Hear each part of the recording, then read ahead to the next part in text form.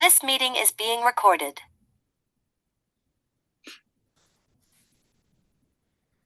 All right, welcome everybody to the third episode of the ShowBizNess podcast. And this time we have a very special guest, all the way from the United States of America. Please welcome to the ShowBizNess podcast, one of the greatest Elvis sound-alikes in the whole world, in the history of the whole world, Mr. Bryan Clark. Mr. Bryan Clark, ladies and gentlemen. Great to have you here, Bryan. Hello, good to be here. Thank you. Oh, well, man, this is such an honor having such a legend. I mean, like you. Oh my gosh, well, I'm honored. Thank you. I'm honored that you asked me. I'm honored to have asked you because, Bryan, ladies and gentlemen, Bryan Clark is probably the closest Elvis sound-alike, especially for the 70s era, that I've ever heard, and I'm sure many of his peers from the Elvis tribute artist industry and everywhere would agree with me. I mean, Bryan, that's nice. Thank you very much. Thank you. It's uncanny how much you sing like Elvis, but also how much you talk like Elvis, even naturally. It's yeah. I had another tribute artist that asked me. He's a friend of mine. Asked me several years ago down there in Memphis. He said, "Do you even have to try anymore?" And I said, "Not really." And he said, "Well, that's what I thought." He said, "It sounds like it just tumbles out of you." Indeed. I said, exactly. Yeah, I guess so. Exactly. It's, I guess I have to say. I guess I've done it. Sorry, I'm sorry. I guess I've just done it so long. It just becomes naturally. Yeah. I gotta admit, I almost find it kind of weird. I mean, like it's rare for anyone to sound as much like anyone else as you do. Well, I am kind of weird. I am. Let alone the first one to admit it. You know? Let alone sound so much like Elvis. Yeah. Yeah. Well, he's always been very important in my life since I was 7 when I discovered Elvis. Yeah. Actually, I became an Elvis fan at the age of 7 as well. Did you really? Yeah. Well, that's cool. Yeah, it is. We were at the now I'm going to use a cultural reference here that I don't know whether they have in Finland. Drive-in movies. Did they have those? No, not at all. Okay. Well, we used to have, they're pretty much gone now. Every once in a while, there's still one in Wichita, I think. But it was a big movie screen. It was a big gravel parking lot, and it had a big movie screen. And then there was a little post about every, 10 or 12 feet, and had a speaker on it. And you would pay your money and drive your car in there and get up next to one of these speakers. And you put the speaker on you roll your window about halfway up, and you sit there and watch the movie outdoors, And we went to the movie one time. Mom and Dad took us kids, and we were sitting in the back seat eating popcorn and drinking pop and candy bars and stuff. And it was a double feature, so the previews of coming attractions were running, I guess, and I wasn't paying any attention to that at 7 years old. I didn't care what was coming. And all of a sudden I hear Mom say to Dad, "Oh, that Elvis Presley, he's so nasty." And of course, nasty? What? And I went up to the back of the front seat, and I said, What? And mom just said, just sit back. Just sit back. Don't you worry about it. Well, apparently there was some girls in bikinis and stuff running around, because you look at the Elvis movies now and there was nothing objectionable, really. But anyway, from that point on, I was like fascinated with like, well, what is this Elvis Presley? What is about him? So the first chance I got to see an Elvis movie on television, I watched it in secret. And I was hooked. That's all it took for me but it all started because I've told my mom, I said, you started this whole thing.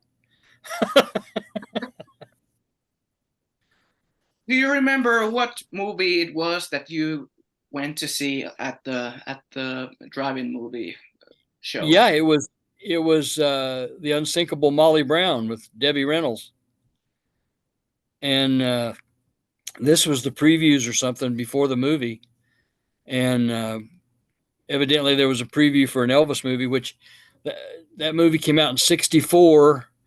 So probably the movie was probably either Roustabout or Fun in Acapulco or something like that. I don't know. May have also been Tickle Me, maybe. Or Viva Las Vegas. Or Viva Las Vegas, yeah. Yeah. Actually, Tickle Me came out in 1965, I think. Yeah. So, well, this could have been 1965. I mean, the Unsinkable Molly Brown could still have been showing in 1965. So as long anyway, as, that was as long as it wasn't Harem Scarum, everything is fine. No, but you know what? I like Harem Scarum. Oh, sorry.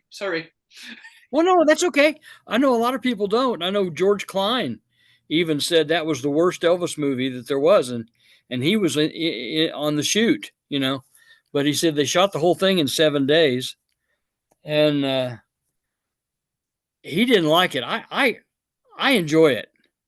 I enjoy all Elvis movies. I guess I'm so wrapped up in who Elvis was and everything that it didn't matter what character he was playing or what the situations were. It was Elvis, and that's all I needed to know. Yeah, I understand it, and I mean, like Elvis had such an immense charisma, and oh yeah, every little finger, star power. I mean, like he didn't even have to do anything. I mean, like no movie didn't have to be good. Even the songs that were in the movies. I mean, like there were so many like songs that wouldn't have worked anywhere else. They barely did in the movies. Yeah, I mean, like it was still Elvis, though. Yeah, but think about something like Ito Eats from Blue Hawaii or Queen Papaya. Yeah, that you're right. But because he did them, confidence. The what? Let alone confidence from. Oh yeah. Ambake. Remember the tortoise and the hare who had that famous race with a C and an O. Yeah, that one is pretty. That's the one where Red West plays the ice cream man. Yeah.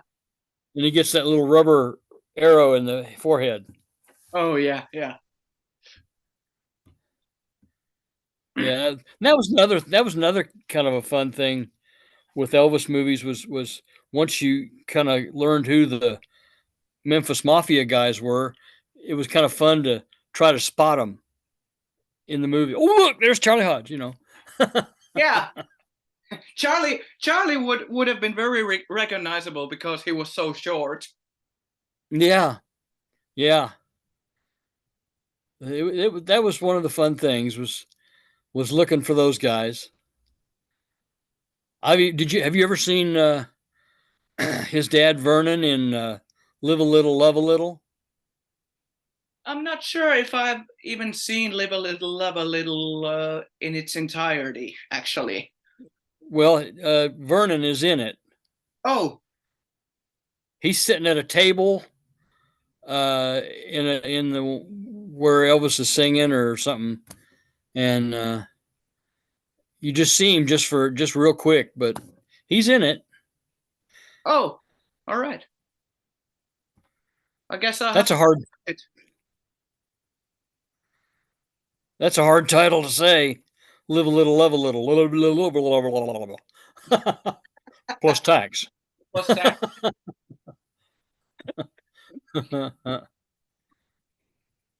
I know both Vernon and Gladys were on Loving You. Yes, and you know I've heard that he could never watch after she died. He never watched that again. Yeah, I've heard that too. Sorry, I'm drinking a lemonade at the same time. I can't say the name because that would be classified as an advertisement. Okay, yeah, don't do that. Yeah. I even heard that he never saw the finished Jailhouse Rock. No, he didn't. I mean, because of Judy Tyler. Yeah, she died in that car accident. Yeah. Before the movie, they said he had seen the daily rushes and everything, but he never saw the whole thing put together because after she died, he just didn't want to see it. Yeah, I've heard that too. Yeah, it's heartbreaking. I mean, like Judy, I think she was something like 23, 24. Yeah, it's you wonder what her career would have been like if she had lived, you know. Yeah, but the same kind of a thing. I mean, like compared to a male movie star from the same era. Think about James Dean. Yes. What could have happened? What could he have accomplished? Yeah. Yeah. Yeah. Yeah. It's I guess that's life sometimes. It's like Marilyn Monroe dying at 36. Yeah. You know, and then Elvis at 42. I think eventually somebody might have offered him a good movie. I think so too. To do, and I think he would have probably, if it was good enough script, I think he would have jumped at it. Yeah. I think so. I think he would have liked it. Yeah. Sorry, I have to clear my throat now. Well, that's what you get when you drink lemonade. Hard times. You ought to be drinking Gatorade, man. What I got here is Gatorade. It's supposed to work 12 times faster than water. Looks like it's already been used to me.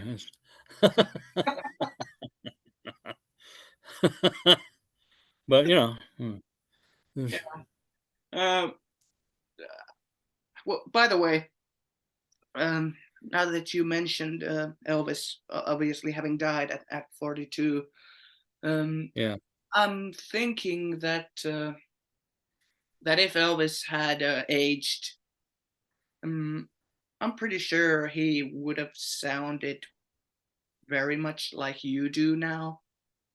Oh, well, thank you. Thank you very much. I mean, and even I have to make an observation at this point for the viewers or the listeners, considering there's not much to be seen on this episode. But well, I'm not much to be seen anyway, so. But for the probably a blessing. Yeah.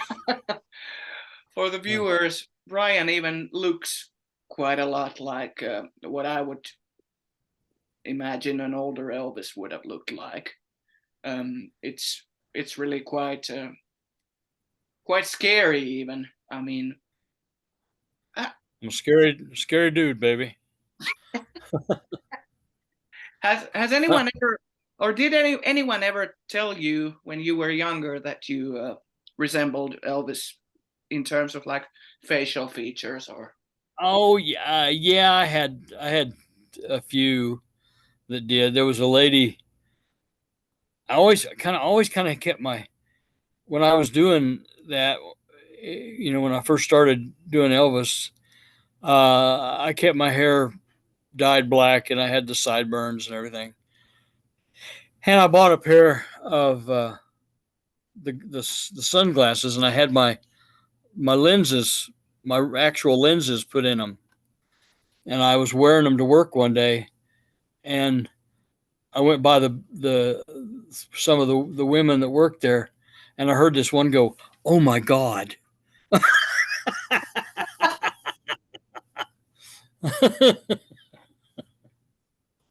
Oh, well, Yeah.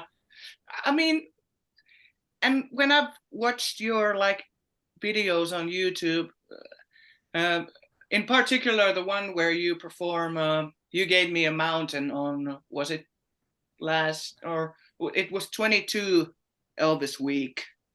Okay. Where You Gave Me a Mountain, and when I first saw the movie and saw you do all the mannerisms, gestures, facial expressions, everything straight from the CBS special. I mean, like I was watching you from my laptop screen, and I was going like, what? I mean, like for a while. Well, thank you. For a while, I have to admit this, and I feel a bit ashamed. Oh, don't. In a way. Well, come on out with it. Yeah. All right. I felt for a while that is this guy Elvis? Who is this guy? I mean, like I was like, what? I mean, the voice, the look, the mannerisms, everything. And thinking about the possibilities that what Elvis would have looked like, what he would have sounded like if he had aged. And I was, for a while, I was just thinking that how come this is possible? I mean, like, is this guy, well, it took me like 3 seconds that I just returned to my senses, and I was like, oh, all right, obviously this guy isn't Elvis. But for a while I was just going like, I mean, like, am I seeing things? Am I hearing things? Is my imagination like going totally upside down? Or does this guy, is this guy a complete like doppelganger of an older Elvis Presley? Oh, well, thank you. That's very nice. It was, I mean, like, for the viewers, you should definitely go see Bryan Clark's performance of You Gave Me a Mountain from 2022 Elvis Week, the tent, or like that event there. It's eerie. We still call it the tent, even though we lost the tent about 4 years ago. Oh yeah, 4 or 5 years. 16 was the last year for the tent. Oh, and now we're in this building, and it's a nice building. I mean, it's air conditioned. It's got more comfortable chairs. It's a nice building, but there's something about the carnival atmosphere of being under that tent that I miss. It was nice. sure. I kind of liked it. Watching all those videos from the old Elvis weeks, it looked like such a fun environment and atmosphere that was going on in the tent. It was. There was all kinds of little food trailers and stuff, and there was a beer garden, and there was a diner in the corner, and then you had all the shops. You had Memories of Elvis, which was run by Mr. Tubbs, who owned the Graceland Crossing originally, and he's the one that ended up selling that to Graceland. But there was that, and there was Souvenirs of Elvis and Memories of Elvis and Loose Ends and several different stores that I just love, and they no longer exist, but I loved them. All the fans did. They, you know, they were neat. Yeah, I'm sure. People who have been to Graceland and to Memphis during Elvis Week would agree with you, but unfortunately, I haven't had the chance to ever travel there yet. I'm sure I will. Well, I hope that you get that chance. I hope to. I hope as well. But yeah, I mean, you said that your Elvis like fandom started from seeing a couple of movies or those like that like the pre-show thing or the teaser in the drive-in show, and then something on television. But tell us, how did you first become kind of like an Elvis tribute artist, or was it impersonator back then, the term that it was impersonator then, but that got to having kind of a negative connotation. You know, people would call somebody an impersonator if they didn't really like them. Yeah, he's just an Elvis impersonator, you know. And so they say tribute artist now. Yeah, but I either way, I take either way. When somebody calls me an impersonator, that's fine. I don't care. I would say a sound alike. Yeah, that works too. That works too. Like a vocal stylist. But how I got started is what answer your question. Yeah. There was the first thing I ever did. There was a commercial on late night television, which I'm a night owl anyway. And there was a commercial on late night TV selling this TV album of Elvis hits, you know, and they kind of a repackaged thing, you know, and like KTEL or whoever. And there was a Can't Help Falling in Love was on it. And I was kind of singing along with the commercial and stuff. And I thought, well, that sounds kind of neat.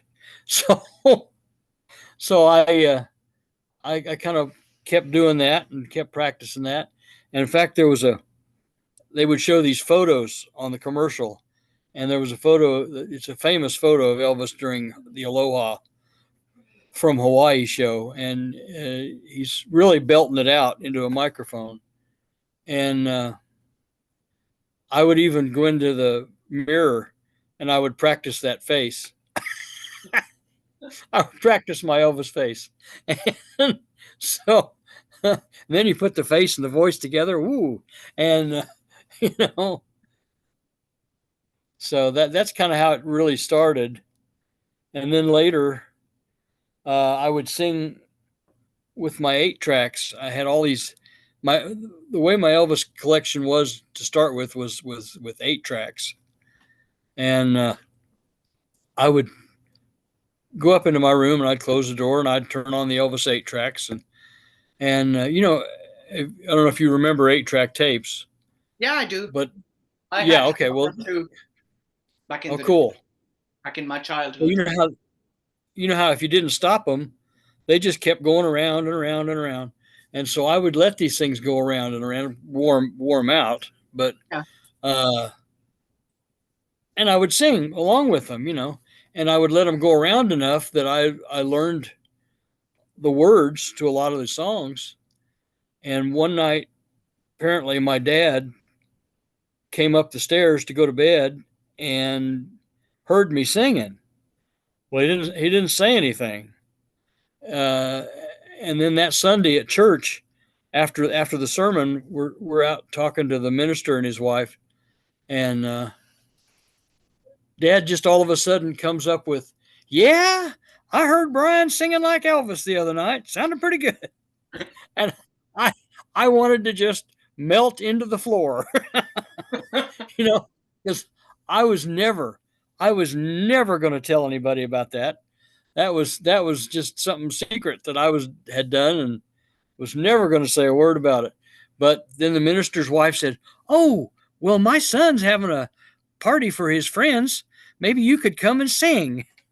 And I thought, and maybe I couldn't, but I did, and that and it was pretty crude. I had to just sing with over an Elvis 8-track because at that time there was no such thing as recorded background music, Yeah. and so it was pretty crude, but that's how it got started, and then they started several years later, they started a singing group here in town called Country Company. And we would get together and rehearse and stuff. And we'd have these shows once a month on Sunday. And everybody each member would come out and do 2 songs, and then we had a band, Yeah. And I would come out and do, My Way or, You Gave Me a Mountain or something. But my dream was always to kind of just do one whole Elvis show from beginning to end. I didn't want to just come out and do 2 songs. I really wanted to see if I could do a whole thing, and so I prayed, and God let me do it a lot more than once. So I'm really thankful for that. Well, that's great to hear. It's such an inspiring story for anyone who's ever wanted to become any kind of an entertainer. It's always possible. I mean, like, all things are possible. It was like, if you'll only believe. Only believe, yeah. That. I can't always remember all these. I mean, like the more obscure songs by the titles. Oh yeah. Obviously, I'm as big a diehard Elvis fan as you are probably, but a lot of these early 70s songs are they have such like similar names to each other and everything. For example, there's the song that Elvis recorded in the Nashville 1970 marathon sessions, "The Fool," and then in 72 he released and he recorded "Fool." Yes. And back in the mid 50s, on the Louisiana Hayride, he had actually performed a song named "Fool, Fool, Fool." Yeah, he did. Yeah. Yeah, there was a lot of that stuff. Well, you think about it, there's only so many titles in the English language. So, And obviously, well, thinking about "It Hurts Me," "It Keeps Right a Hurtin'," "Hurt," a lot of hurting in Elvis songs. Yes, there is. There's a lot of that. There's a lot of that. Yeah, there's a lot of that. But yeah, you got. Well, country music. A lot of it was built on somebody being hurt. Somebody being unhappy. Suffering. And, it's really not. You really delve into it, and it's really not very happy music. But not at all. It's but it's enjoyable. It's enjoyable. So it's enjoyable. Yeah, I'm a country fan as well. We enjoy misery.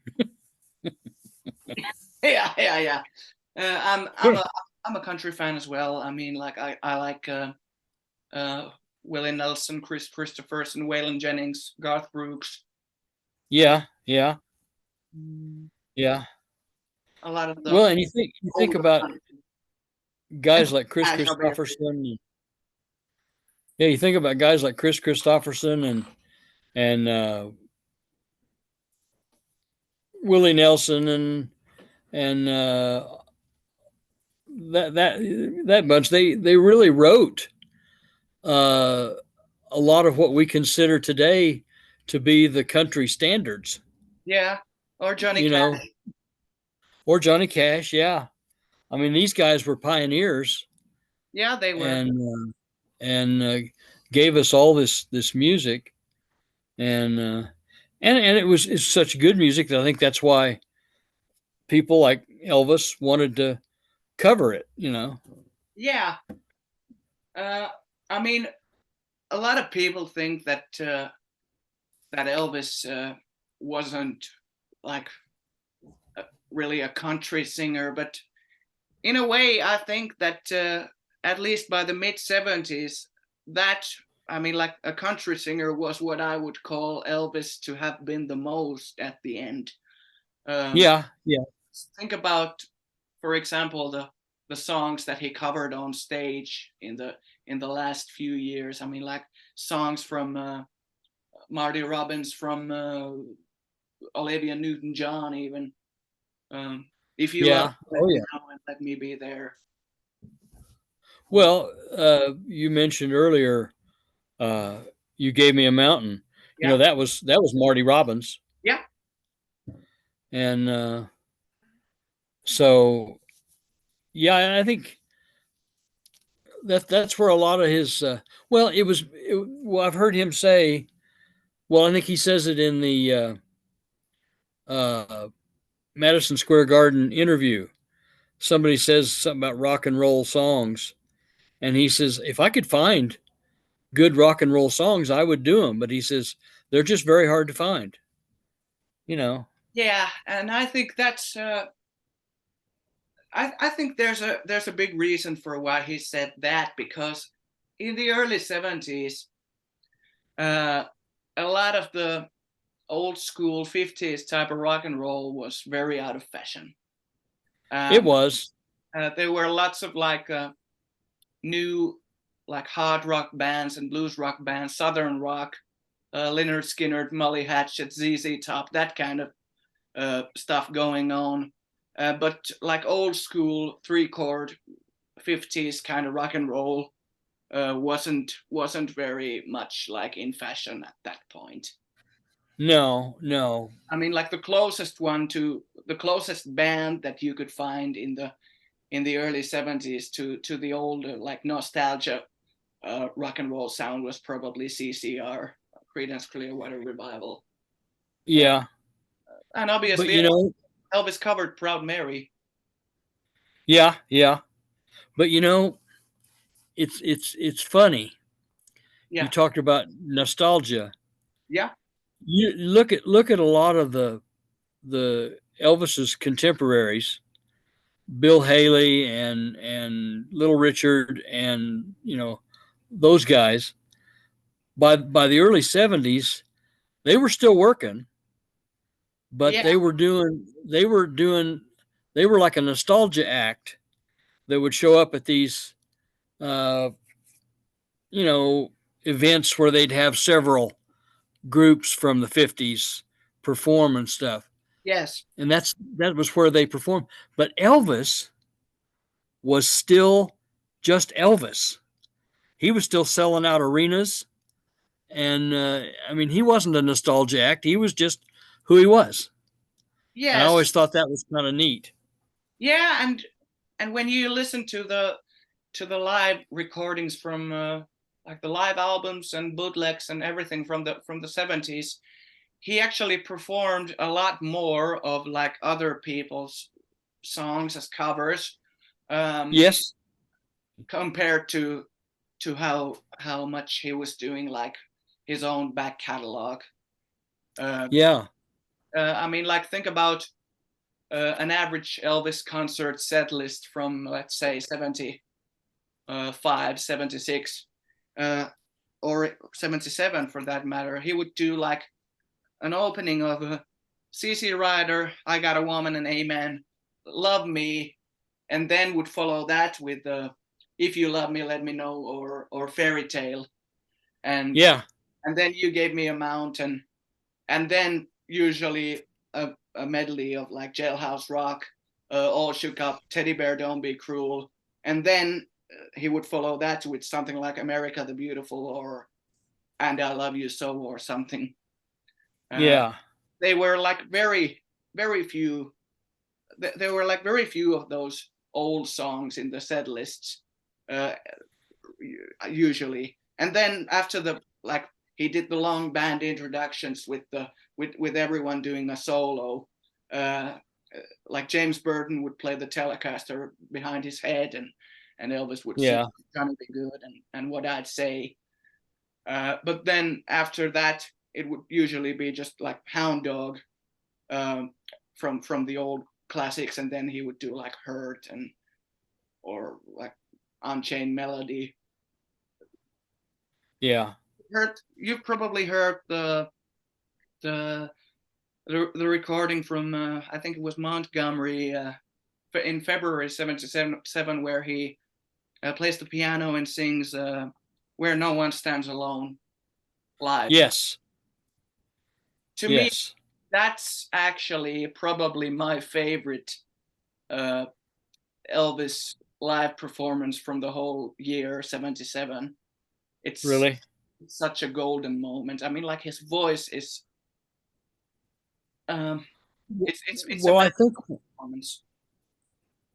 Well, I think when he was doing gospel, that was near to his heart, and I think there is something special about when he did that kind of stuff. Yeah, or like think about the legendary Pittsburgh New Year's Eve concert from '76, December '76. You probably seen the video. Yes. He does Unchained Melody, followed by the only time he did Rags to Riches live, and he plays the piano. Yeah. Such a goosebump inducing performance. Yeah. I mean, well, and you know that New Year's Eve performance was just 4 days after he was in Wichita. Yeah. It was just that 5-city tour. Yeah. And Wichita, Dallas, Birmingham, Atlanta, and Pittsburgh. Yeah. Yeah. That was probably my favorite Elvis tour from, let's say, post '73. I mean, like he was on such fire. I mean, he had recently gotten together with Ginger Alden, and yeah, he was so passionate, so full of energy, and he had lost a lot of weight or like a lot of water retention. he did look good. He did look good, yeah. I mean, he was probably taking less pills at that point, or at least using other types of medication in comparison. Yeah. He was, especially in the summer of '76, when you listen to something like, you probably heard the infamous Houston show where he's audibly on downers. It's horrible. I don't know if I've ever heard that. That's a horrible show. I mean, it's really, yeah, it's by far the worst concert that Elvis ever performed. He's out of key for entire songs, off tempo all the time. He can barely talk. The difference between that and, for example, Dallas 4 months later, it's like night and day. Is that Dallas 75? Dallas 76. Dallas 76. Okay. Yeah. I always like the Dallas 75 that they released on the Elvis Aaron Presley box. Yeah. That was a good show to me. I like that. That's great. That's great. A lot of the summer '75 shows were great. I mean, Shreveport is probably one of my favorite concerts from the June '75 tour. That was released by the Collector's label. You probably know FTD, Follow That Dream Records. Yes. Oh, yes.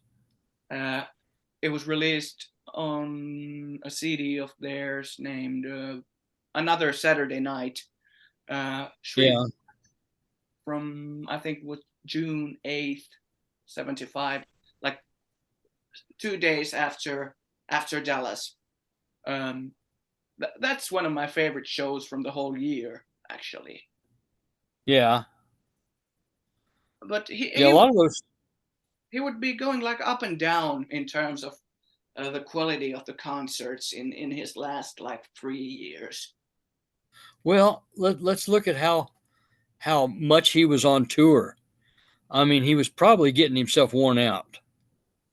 Sure. He was, especially in 76. You know, he was just touring almost constantly. Yes. And how many of us could maintain perfection for that many shows, you know, during a year? But his stamina really was pretty amazing. Yes, and I have to say that even though 76 and 77 are often criticized for Elvis not putting much effort on his performances, or sorry, it's the lemonade again, or that kind of stuff. I have to say that most of the time when I listen to concerts from even the summer of 76, I hear a man who's really struggling with all kinds of health issues, probably on downers a lot of time, and that's obviously affecting his quality in terms of the performance that he's putting on. But at the same time, I always hear that he is trying his hardest. Yeah, he always wanted to do a good performance for his fans, because he knew they came to see him and he wanted to make them happy. Yeah, I would never make such a claim that he wasn't putting on like proper effort. I mean, like he think he was always was. I think he was doing the best that he could at the time. Yes, definitely. I think he was giving it his all. You Yeah, know. certainly. I mean, and when things got better in late 76, I think he had some kind of a colon operation or something where like the pipes were open from his system or something. He lost a lot of the water retention and weight at the same time around October 76. Yeah, he did. And because you look at pictures of him from Chicago in October of 76, and he looked a lot thinner. Yeah, actually, he looked almost like when you compare that condition that Elvis was in terms of his like body shape, he almost looked like in early 74. Yeah. Or like He did. When you look at pictures from like the March 74 tour that ended in Memphis on the as recorded live on stage in Memphis album. So an album.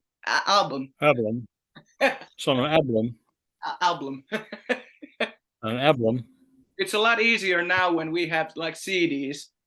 It would be a lot easier for Elvis to say just CD instead of album. Album. Yeah. He would probably find his tongue twisted with Spotify though. Oh yeah, probably.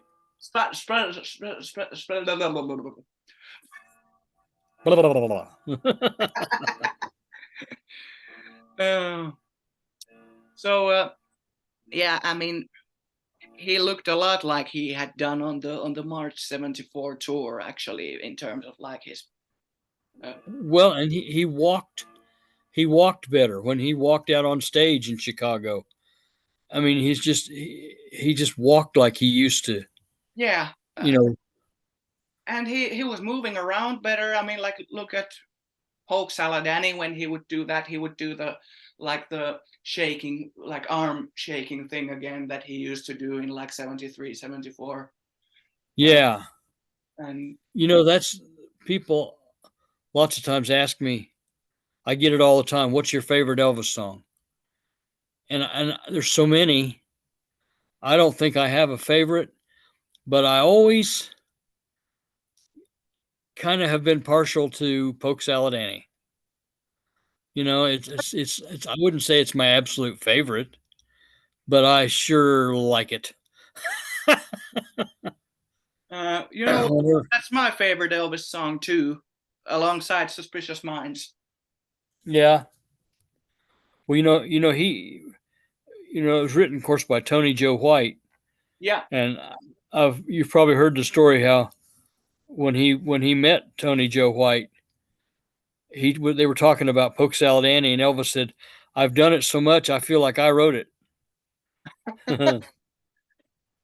Yeah, like Polk Saladani was always such a showstopper when he did it. I mean, like Yeah.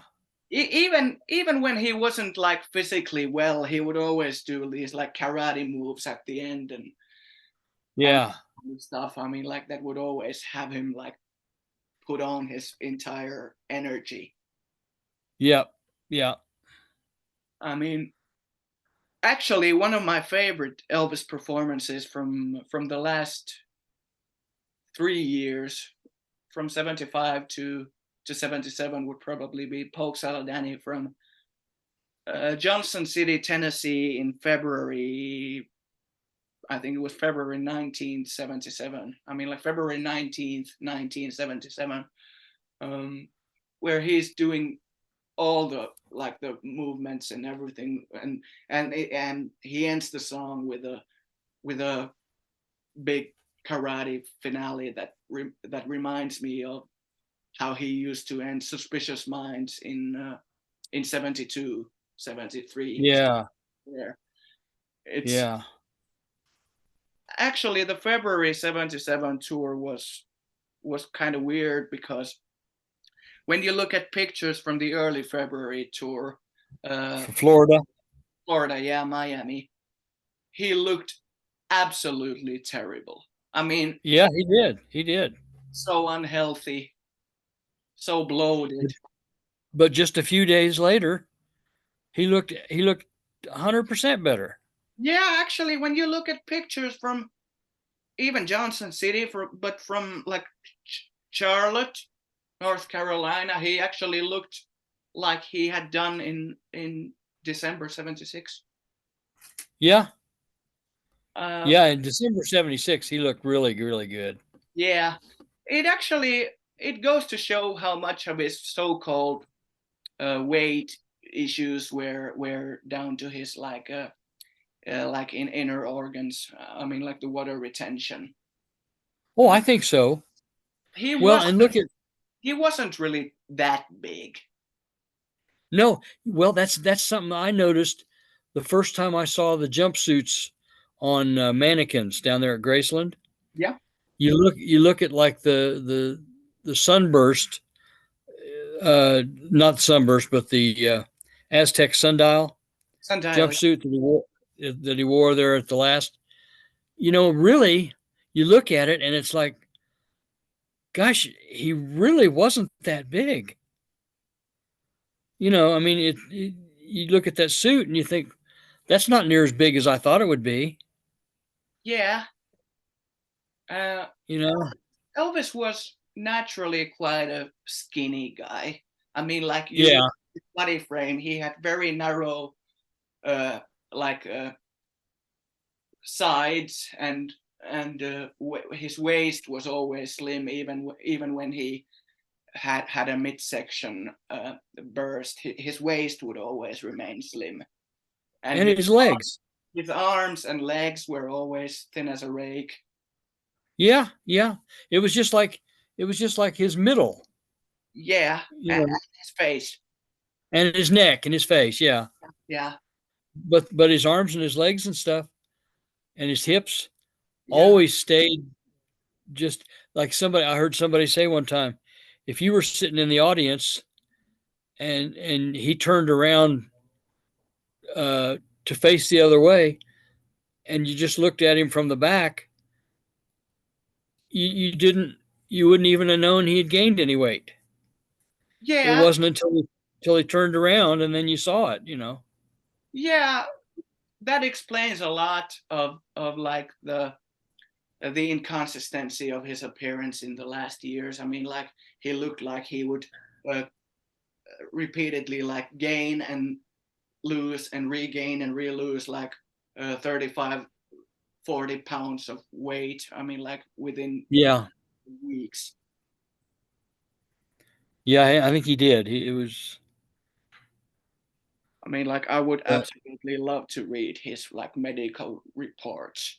I mean, like, or I wouldn't love it because obviously it's very sad, but I would be. Well, yeah, I know what you mean, though. I would be very interested to see a lot of the things that were going on, because there must have been things that we don't know about.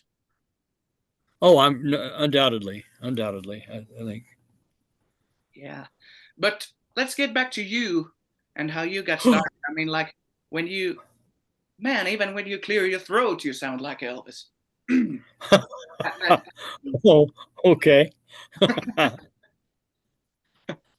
Well, thank you. I appreciate that. You're welcome.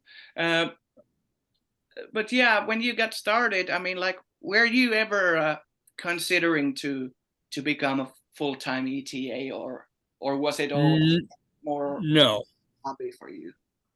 No, I just enjoyed it. It was just fun. I just got a kick out of doing it, and I didn't really, I had an offer one time. I was down in Memphis at the tent, and I came off the stage, and of course, in Memphis we're not allowed to wear costumes. Yeah. But I came off the stage, and there was a lady, middle-aged lady, came up to me after I got off, and she was evidently managing a southern tour of different people. It would have been kind of like this country company thing that I started out with. Yeah. And where different artists would go along on this tour, and she was looking for an Elvis, and she wanted to know. She told me what months it would be and where we would go. It was all pretty much down along the eastern seaboard in the South, and I didn't do it because I thought, well, I don't know that I want to travel around and do that. If I did it as a job, I think it would have taken the fun out of it for me. Yeah, because it would have made a have to out of a want to, and I don't know. I never did it. I kind of wish I'd like to, go back and think of what might have been, but I think I made the right decision, because what if it had turned me off? What if I'd had a bad experience and it turned me off of performing altogether? I think I'm much better off to have just stuck with what I was doing, and so. Yeah, I mean, I understand it, but I have to say that if you had ever been seen by the agents or the promoters that run Legends in Concert, I'm absolutely certain that you would have been asked to join. Well, Legends in Vegas. That's very nice, but I have a theory about that too. I've been in some contests. I was in a contest one time in Oklahoma. Yeah. In Ponca City. and I wasn't going to enter, but these people, I used to go to, see, I collect Elvis. So I used to go down to this antique mall down there on Grand Avenue, and they had a lot of Elvis stuff. And so I'd go in there, and they knew that I did Elvis and stuff. And she tried to talk me into coming down and signing up to be in this contest. And I said no, because that's a good hour and a half south of where I live. And I thought, I don't want to do that, you know. And she talked me into it, and I went down there. Well, I was the only. It was supposed to be based 90% on vocals, and 10% was supposed to be divided equally on moves and looks. Well, I've never been. I'm short, you know, I'm heavy set, kind of, and I've never been a wiggly guy. I tried to do a lot of the movements and stuff, but as far as the wiggling, I really didn't do a whole lot of that. Anyway, there was a young guy from Edmond, Oklahoma, I think, and he did a lot of wiggling. All the guys backstage, I went out and did Hurt. And I came backstage, and all the guys, oh man, you just won this thing. You know, the trip was the first prize was a trip to Vegas. And Oh, I've never been to Vegas yet. I've still never been to Vegas. wow. But they were all convinced that I had just won. Well, then they gave it to this wiggly guy, you know, and that's happened to me lots of times. And so I think, as far as being hired by talent agents to be Elvis in a like a Legends or something, I don't know, because I'm not tall like Elvis was, and I don't know. I don't think it would have worked out that way for me, but you never know. I mean, it's something I'll never know. So There's one thing that I'm sure you would have been excellent at, and that would be like voice acting. I mean, like doing voiceovers as Elvis for all kinds of like specific projects. well, you know, I always kind of thought maybe if somebody from Graceland was in the audience down there at the tent, that maybe somebody might have thought of something like that, but it never happened. So, you know, that's fine, because I just still enjoy doing it, and that might have made it. That'd be like the touring. It might have made it more of a job, you know.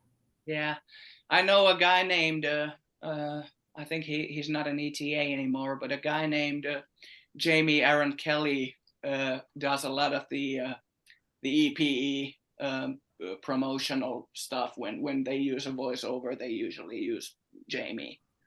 Yeah, I know who he is.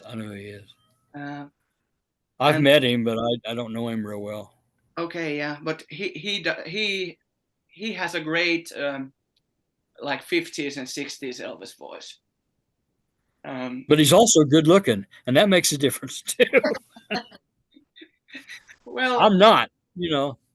Well, surely you jest, but you know, then there are these guys who are not professional performers, but they've done a lot of these like voice acting things. You know, a guy from Florida named David Dorlock.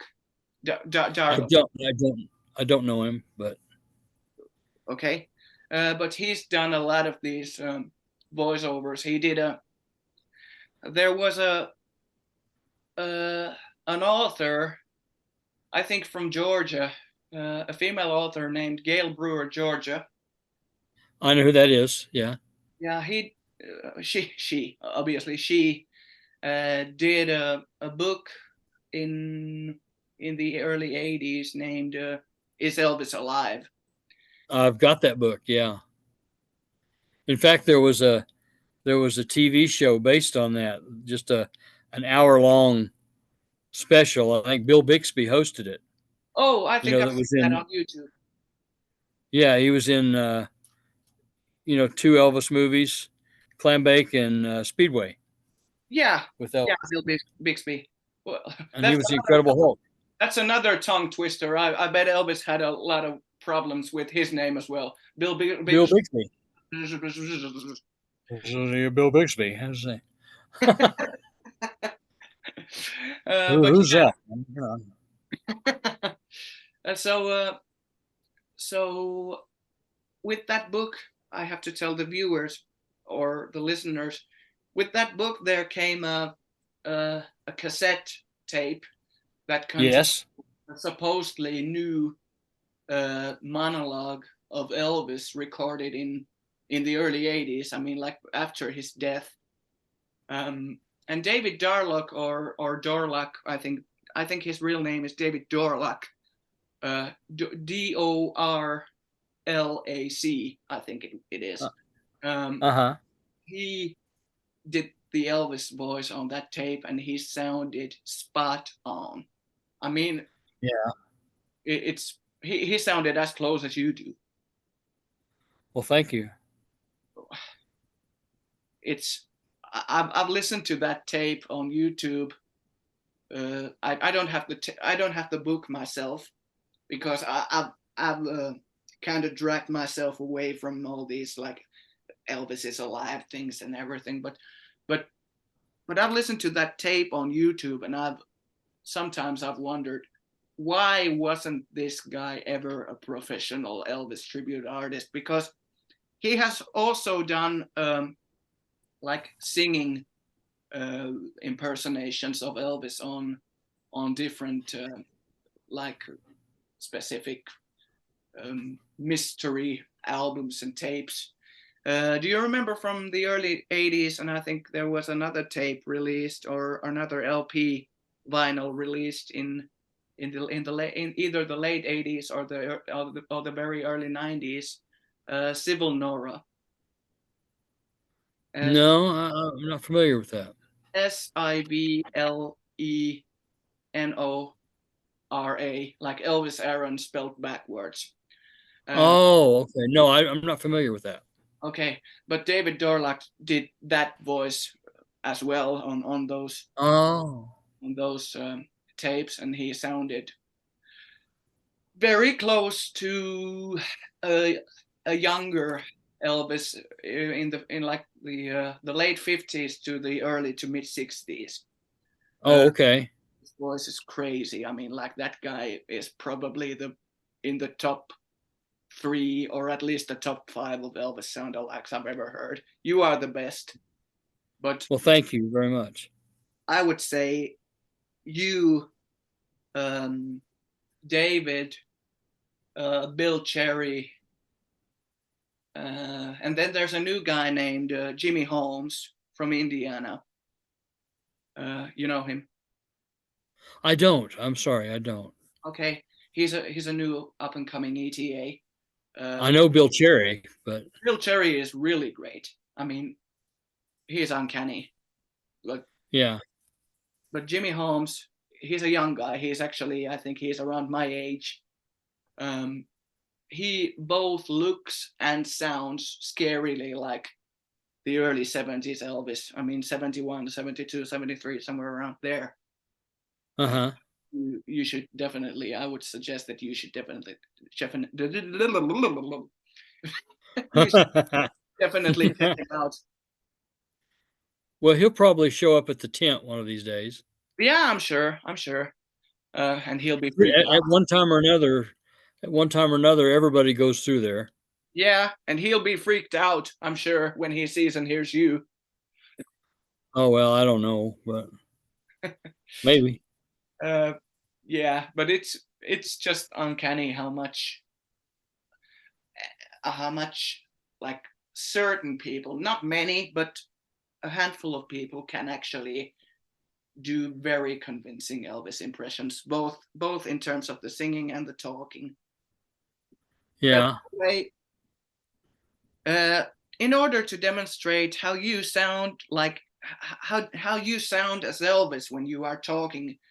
Do you have to, when you perform on stage, or like during Elvis week at the tent, or that you still call it the tent?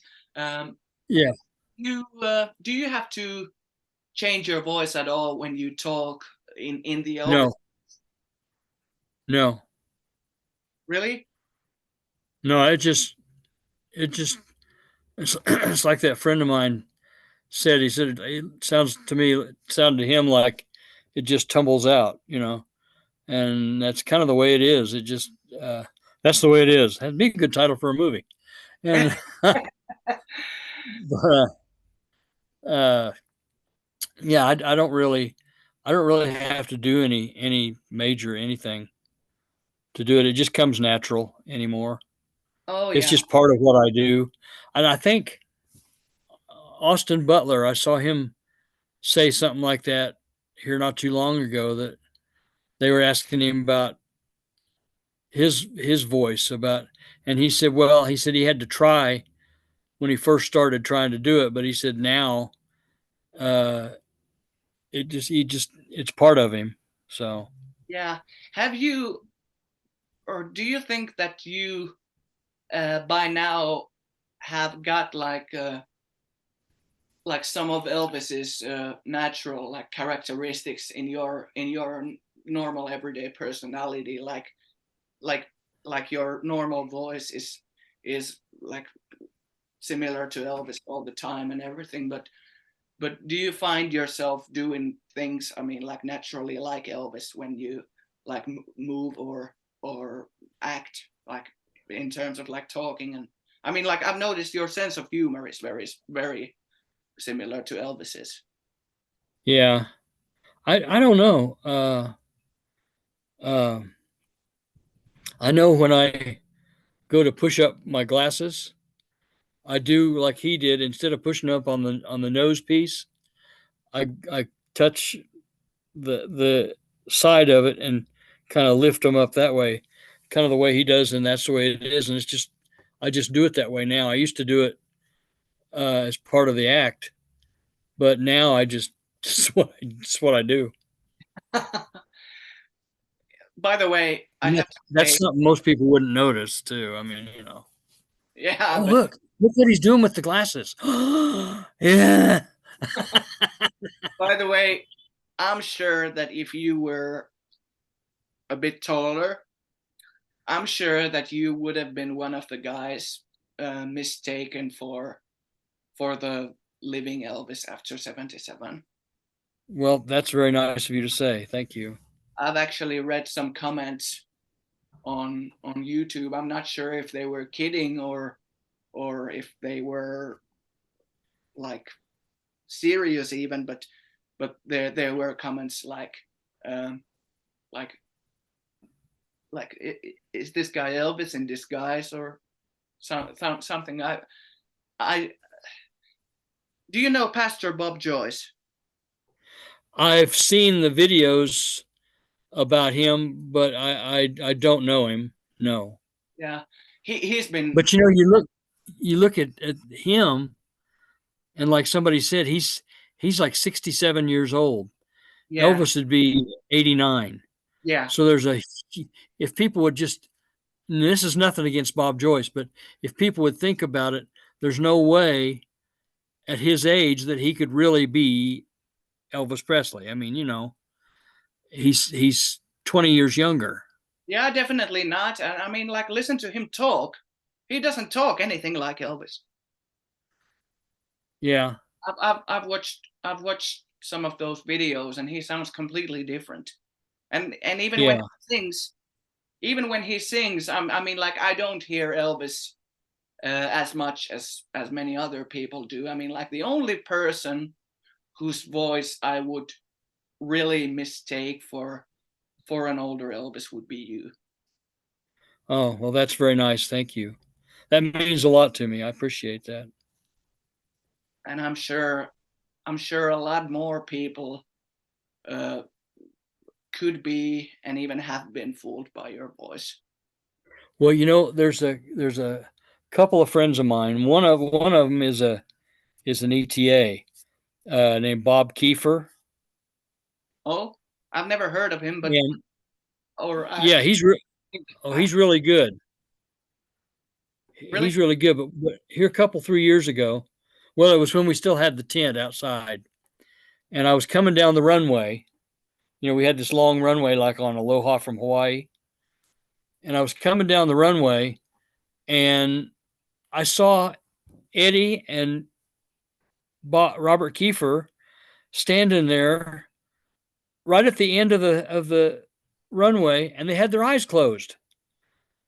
And I tried to wave at them because they're both friends of mine, and they just had their eyes closed. You know, I was like, "What?" So I asked them later. I said, what was the deal with having your eyes closed?" And Eddie said, "I told Robert, I said, let's go down there and stand at the end of the runway." He said, "Now, when he gets down here, close your eyes and just listen."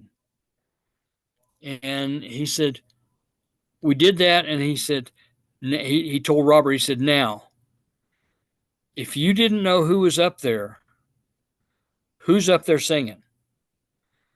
And they both decided it was Elvis Presley. So I thought that was nice, you know. I completely understand that. I mean, It was like a little experiment, you know. yeah. I mean, it's sometimes when I watch your videos, I mean, like, there's an old video of you doing Hurt during the Elvis week in, I think, 2010, when you still had the black hair. Yeah. I listened to that. It was so good that I had to listen to it multiple times in a row.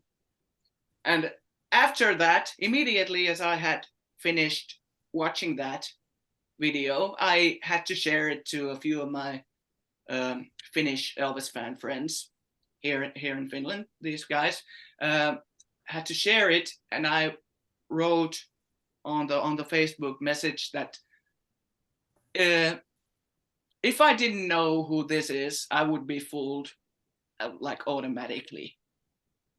Well, that's cool. I mean, it was literally indistinguishable from the CBS special. Well, thank you. I mean, thank you very much.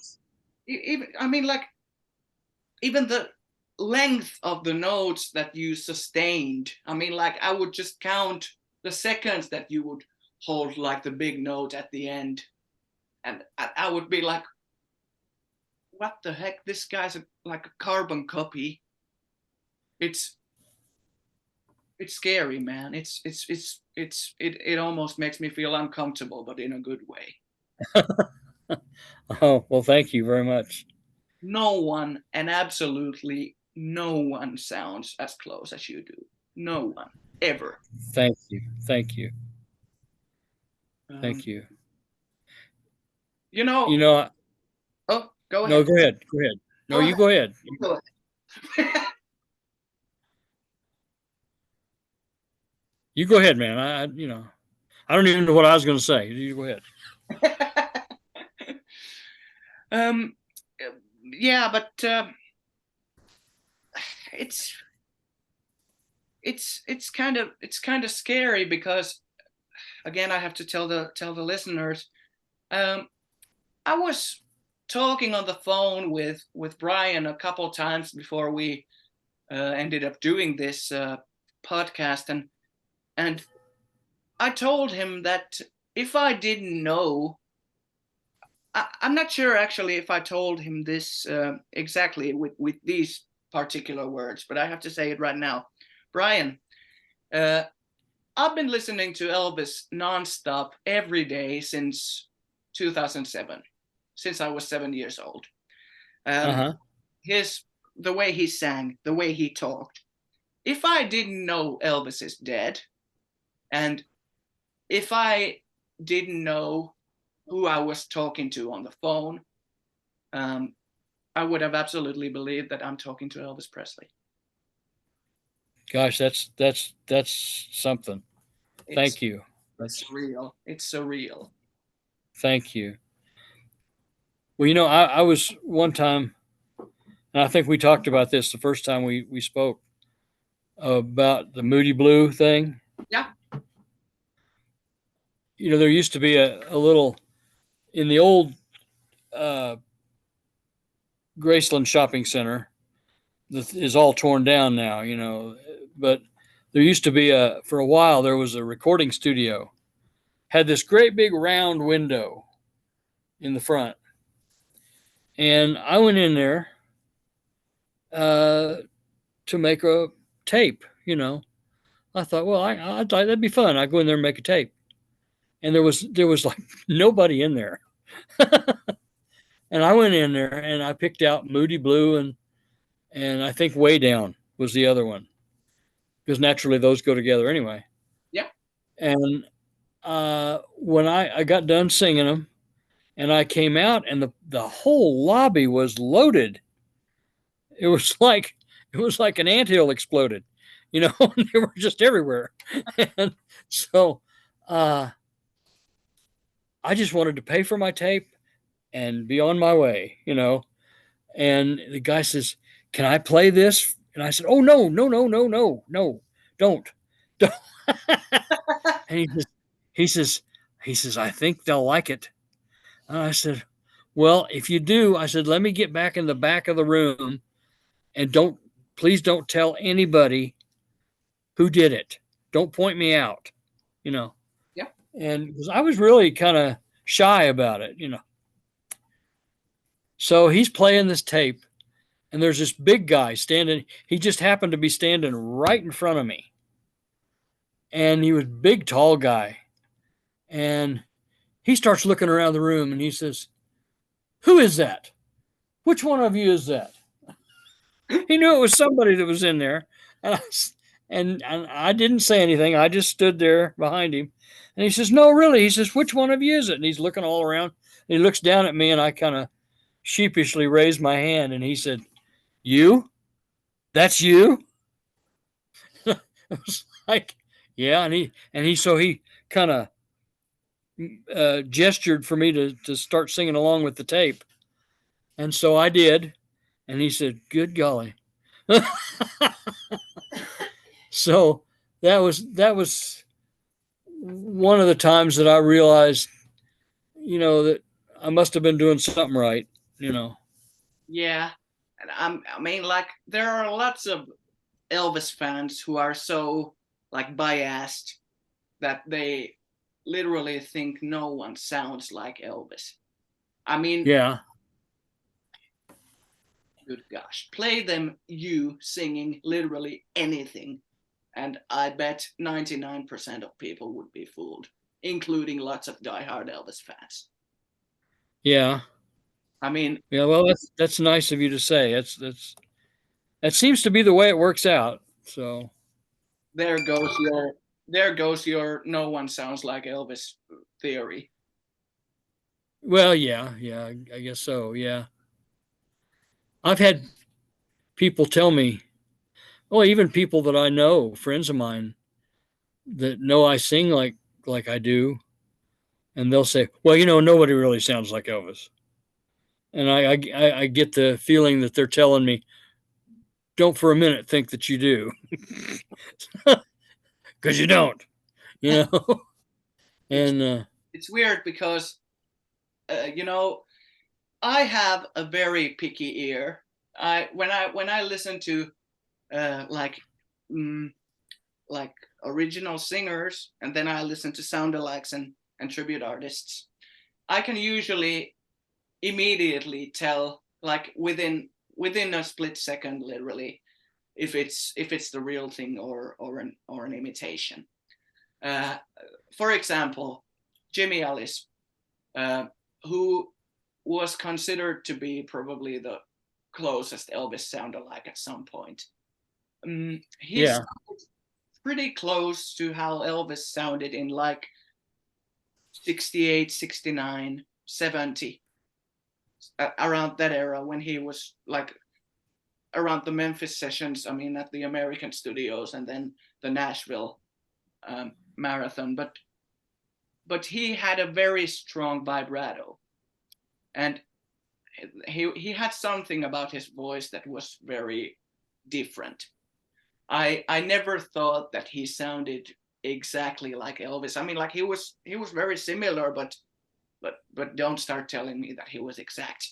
But you are, I mean, a very common thing that a lot of ETAs and a lot of sound-alikes don't pay attention to, or at least they don't properly like get it right on their own delivery, is the vibrato. Elvis had a very subtle vibrato, especially when he sang soft. It was always there, but it was never like overly pronounced, or never like it was just always there, but it was never the main characteristic of his voice. Right. You just that whole Elvis tone and the vibrato, everything about his voice just completely flows out of you. I don't know what happens, but I mean, like there should be a vocal analysis done of you, like comparing your voice to Elvis's, because I'm pretty sure that even the computer softwares would have a hard time telling the difference. No kidding. Well, we ought to get that guy from Wings of Pegasus to do that. Oh yeah, he's done a lot of. He did a video of Bob Joyce, and then he did a video of John Cotner. Okay. You know that guy? I don't know him. I'm sorry, but yeah, but it's not his real name anyway. But he's also a very close sound-alike. Like an older Elvis. I mean, like he actually sounds quite a lot like you, but oh, okay. But yeah, he's a Bryan tribute artist. I guess so. I guess that's what he does. A lot of people think he's actually the living Elvis. I mean, okay. And I have to say that I kind of understand it because it's like his voice is it's very much like yours, and I understand it because I would mistake your voice for Elvis's as well. But at the same time, I mean, like, think of that Wings of Pegasus guy, and compare that to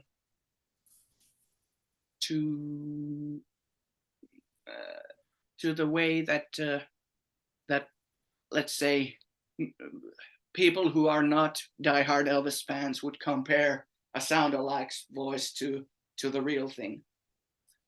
Yeah. And I would say that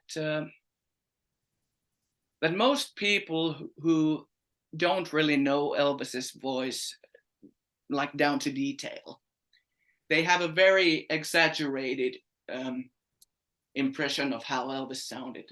They have this like a wise man say, this kind of thing. That was good though too. Well, that was my bad Elvis impression, but well, that was still good. It was still good. Thank you very much. I appreciate that. But you know, a lot of those people would probably say about a lot of even the closest Elvis sound-alikes that, oh man, that guy, this guy or that guy doesn't sound anything like Elvis. Just because they don't know Elvis's voice actually that well. Right. Similarly to how I've seen some people comment on certain ETAs doing like moves on songs like Suspicious Minds or Polk Salad, and they are like, Elvis never moved like that. I mean, you just watch some of the bootlegs and you will notice that he did. I mean, modern day ETAs, I've seen they pick up things from like unofficial recordings, unofficial videos, and everything. I mean, like they do things that are not seen by the general public on That's the Way It Is, or on tour, or Aloha, or Right. special. They see like 8mm bootleg videos, and they pick up things from there. And there's a lot of things that you see on those 8mm Yeah, that he didn't happen to do that on Aloha or Elvis in Concert or That's the Way It Is. yeah. You know, He it's was just actually. Go ahead. no. I just was going to say there were stage movements that just weren't filmed. You know. Yeah, and I mean, look at the.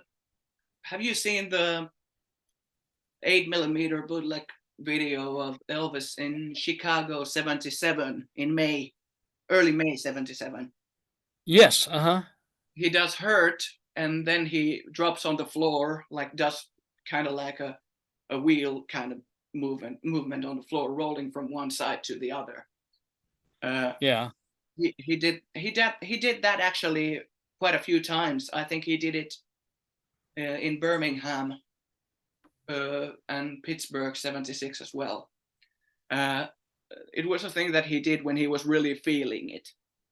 And the only ETA whom I've seen do that is Cody Dernath, who won the Ultimate last year. Yes, he did. Yeah. Jimmy Holmes, by the way, the guy I just mentioned to you that you should check out, he got placed second. Oh, okay. And he's a doppelganger. I mean, like that guy will be the next Bill Cherry. He will be in 40 years. He will be the next Bryan Clark. And by that time, I'll be gone. So, because There will be no competition. I'd be 106. So you know, there would be no competition at that point for you. But no. But yeah. No, I wouldn't have to worry about that anymore. Yeah. But obviously, well, there are people who have made it past like 110 even.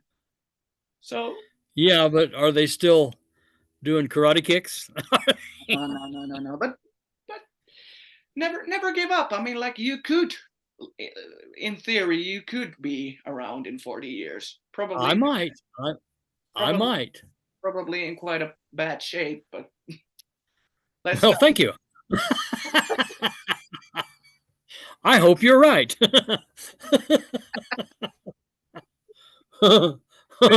This is our dark humor moment.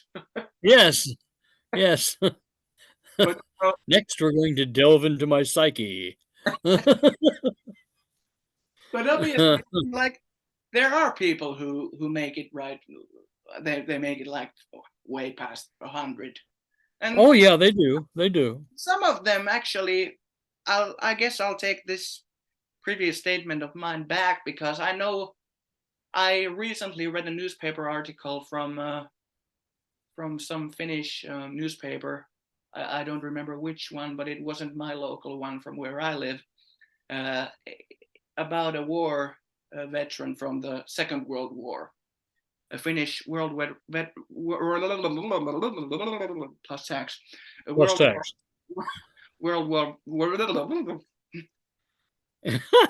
That's a hard string of words to say, but yes, sir. War veteran from the I got it right. A World War veteran from the Second You World did. Yeah.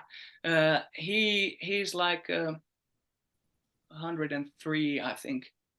And he's still, I mean, it happens. Yeah, it happens. And he's still like walking without assistance.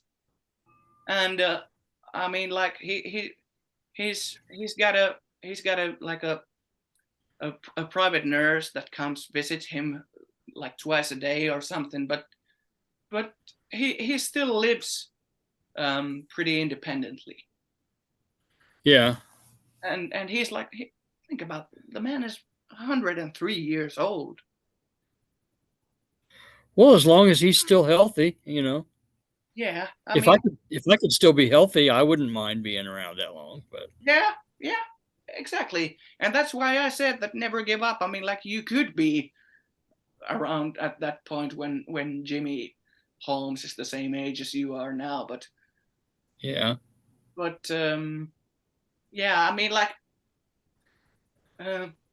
when I see like in the modern day ETA industry, I see ETA as being compared to the legends of the past. I mean, like a lot of guys get compared to Eddie Miles, Doc Church, Sean Clush, Johnny Hara. Yeah. But you know, guys like Jimmy or Bill Cherry should actually, vocally anyway, they should be compared to you. Oh wow, yeah. Well, And that's nice. I'm sure that if you had chosen to become an ETA professionally, I'm sure that you regarded the same level of a legend as Hara or Doug or those guys. Well, thank you. That's very, very. That makes me feel really good. You said that you must have been doing something right when you like recorded Moody Blue and Way Down and those got played. Yeah. I mean, Well, you've done more things right than any other ETA I can think of, because no one else has paid as much attention to the little details, the most subtle things about Elvis's voice that would just make or break the illusion that you're actually hearing Elvis singing and you're hearing Elvis talking. Yeah. I mean, think about a lot of ETAs. A lot of ETAs actually do the talking voice better than the singing voice, because they often, like, I'm not gonna mention any names, but there's a really famous ETA whose talking voice is absolutely spot on. I mean, like he sounds almost as close when he talks as you do, but when he sings, his vibrato is so strong that it completely like takes away it completely breaks the illusion that you're hearing Elvis singing, because his vibrato is literally like, maybe I didn't treat you quite as good as I should have. Yeah, I know what I've heard things like that. Yeah, I know what you mean. Yeah, it's very important that if you really want to sound like Elvis, you need to pay attention to the subtle things about his voice and how he used his voice in different types of songs, even during singular songs. I mean, like, think about the way he sounds when he sings the verses of My Way versus the like the choruses or the bridges where he does the higher notes. He puts on it's like he has two different voices. Yeah. And Elvis's voice was so versatile that he could literally use several different voices during singular songs. Well, yeah, sometimes the voice is very strong, and sometimes, like in Bridge Over Troubled Water, the beginning of that song, he's very soft and very quiet, and then you get him coming to the bridge and stuff, and it's big, and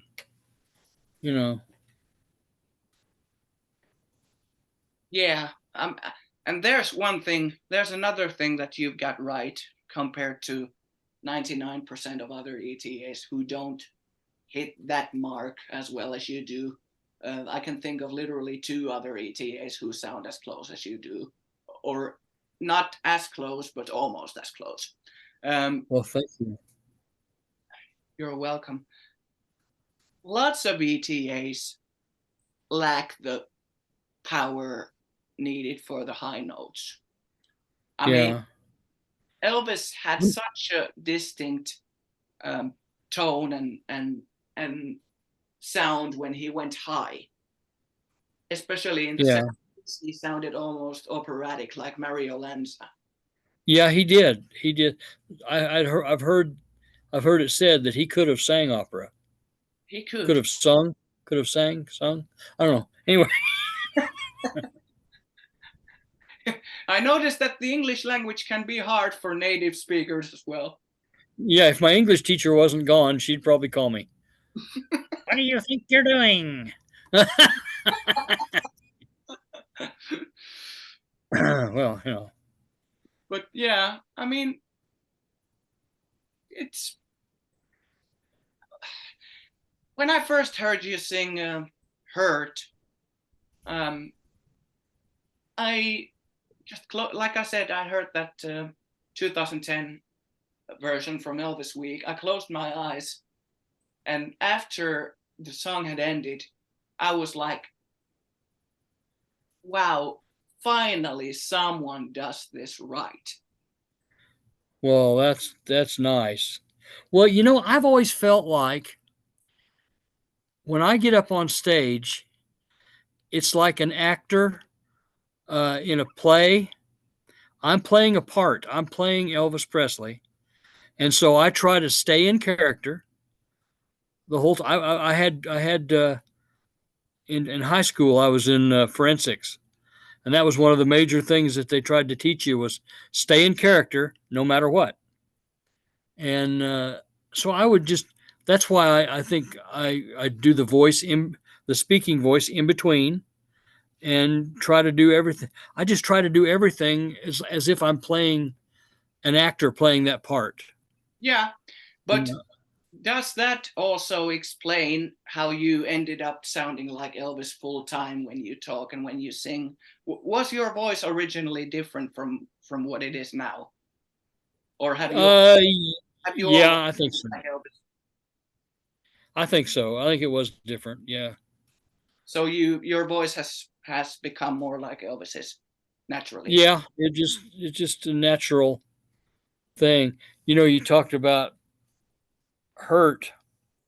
The first time that I got up to sing at the tent, these friends of mine, there was a married couple named Dave and Pat, and they knew that I sang. I gave them some tapes that I recorded at a little recording studio in Wichita in the mall. And so they knew I sang, and all 3 of us were sitting at the tent watching, and she got up to go somewhere, but I didn't know where she was going. And she came back, and then Danny, whom I didn't know yet, other than to see him up there introducing people and singing. Are you talking about Danny McCarkle? Yes. Yeah. He's a great friend of mine. Him and his wife Lena, they run the shows and have since they started in 1990, and they do a wonderful job. Oh, but she signed me up to get up and sing, and I was like, "Oh, you didn't." It was like Moody Blue all over again. so he called me, and I got up, and I chose Hurt to do. Well, there was this guy came out of the Souvenirs of Elvis shop while I was singing, and he's just staring at me. I saw him down there just staring at me. And when it got over with, he came up to me at the back of the stage, and he said, I was in the shop, and he said, I heard you singing Hurt. And he said, I thought they were playing an Elvis track. And he said, I had to come outside and see why they were doing that, because they weren't supposed to be playing tracks, you know. And so he thought it was the real thing. And then there was uh, uh, I lost my train of thought. I got run over by it. I get lost quite a lot of time as well. Yeah, I do too. Anyway, You told me about meeting Sean Clush at some point during. yeah. Well, the very first time I sang, Sean Clush was there. In fact, I think I followed him. I got up. He did like a half-hour show, and I did what they called open mic. Yeah. And just did a couple songs, Can you remember which songs they were? Well, Hurt was the one that was the one, and the other one I don't remember. Okay. I don't remember, but he says, I talked to him before I got up there, and he said, you ever sang before? I think he was trying to make me feel more confident and stuff. And he said, well, just don't worry about it. Just get up there. And I said, well, I used to sing. I said, but I haven't sung for a long time. And so anyway, when I got done, he goes, you don't sing anymore? I said, no. And he said, why? I said, well, for forever there was no such thing as the recorded music. So I said, I just didn't do anything. And then there was this guy. It was a couple of years ago. Danny and I always do what he calls our signature songs. He has signature songs with different artists down there, and the songs they always do every year. And ours are Lead Me, Guide Me, and we do the one about I can't even think of the title of it. Softly as I Leave You. How did you know that? Are you having a psychic thing? I've seen the video, okay, or like three different videos of you guys doing it. Yeah, well, we were singing that, and there was this guy. I didn't talk to him the day of the show, but the next day I was at the Travel Lodge at one of the Elvis memorabilia conventions, which is where I hang out a lot. And he looked at me sitting there in a chair, and he says, "Did you sing yesterday?" And I said, "Yeah." He said, "Man," he said, "nobody has ever given me goosebumps, but," he said, "you did." And so I knew there again, I must have done something right. So that's a very high compliment. And I mean, like, to get Sean Clush to be blown away by your performance. I mean, like, Sean is probably the biggest living legend in the whole ETA business. Yeah, well, this was before he was. Oh yeah, he was just kind of getting started, but oh, all right, but yeah, very good. Yeah, but knowing where he ended up, I mean, like, the highest rated Elvis tribute artist probably ever.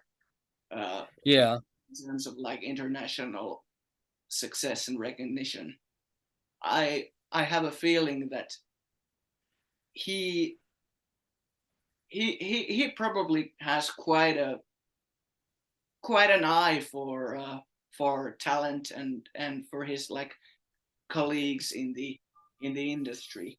Like, yeah, like when you are as good as him, I mean, as good as Sean is at doing all those little, I mean, like, he's got all the little mannerisms, and his talking voice is just freaky. I mean, like, he talks, he pretty much talks as close to Elvis as you do. Yeah. As does Bill Cherry, actually. And Bill's, I mean, like, Bill's little mannerisms and the way he walks and everything are just so scary. I mean, like he's a doppelganger of the later era Elvis. I've always thought. Yeah. So. Well, I had a ETA named Robert Poran. He's from Canada. Oh. And one time, Mom and Dad and I were in the van, and we went through that little drive-up lane there in front of the wall around Graceland there. Yeah. And we were just kind of looking at the house before we headed home. And he come up in front of the van, and he kind of held up his hand like stop, you know. And so I did. And he come over to the window and he said, I was at the show yesterday. And he said, and this is what he said, I swear. He said, "You are 70s Elvis," which I took that as quite a compliment. I like it. This all sounds like blowing my own horn. I don't mean to be.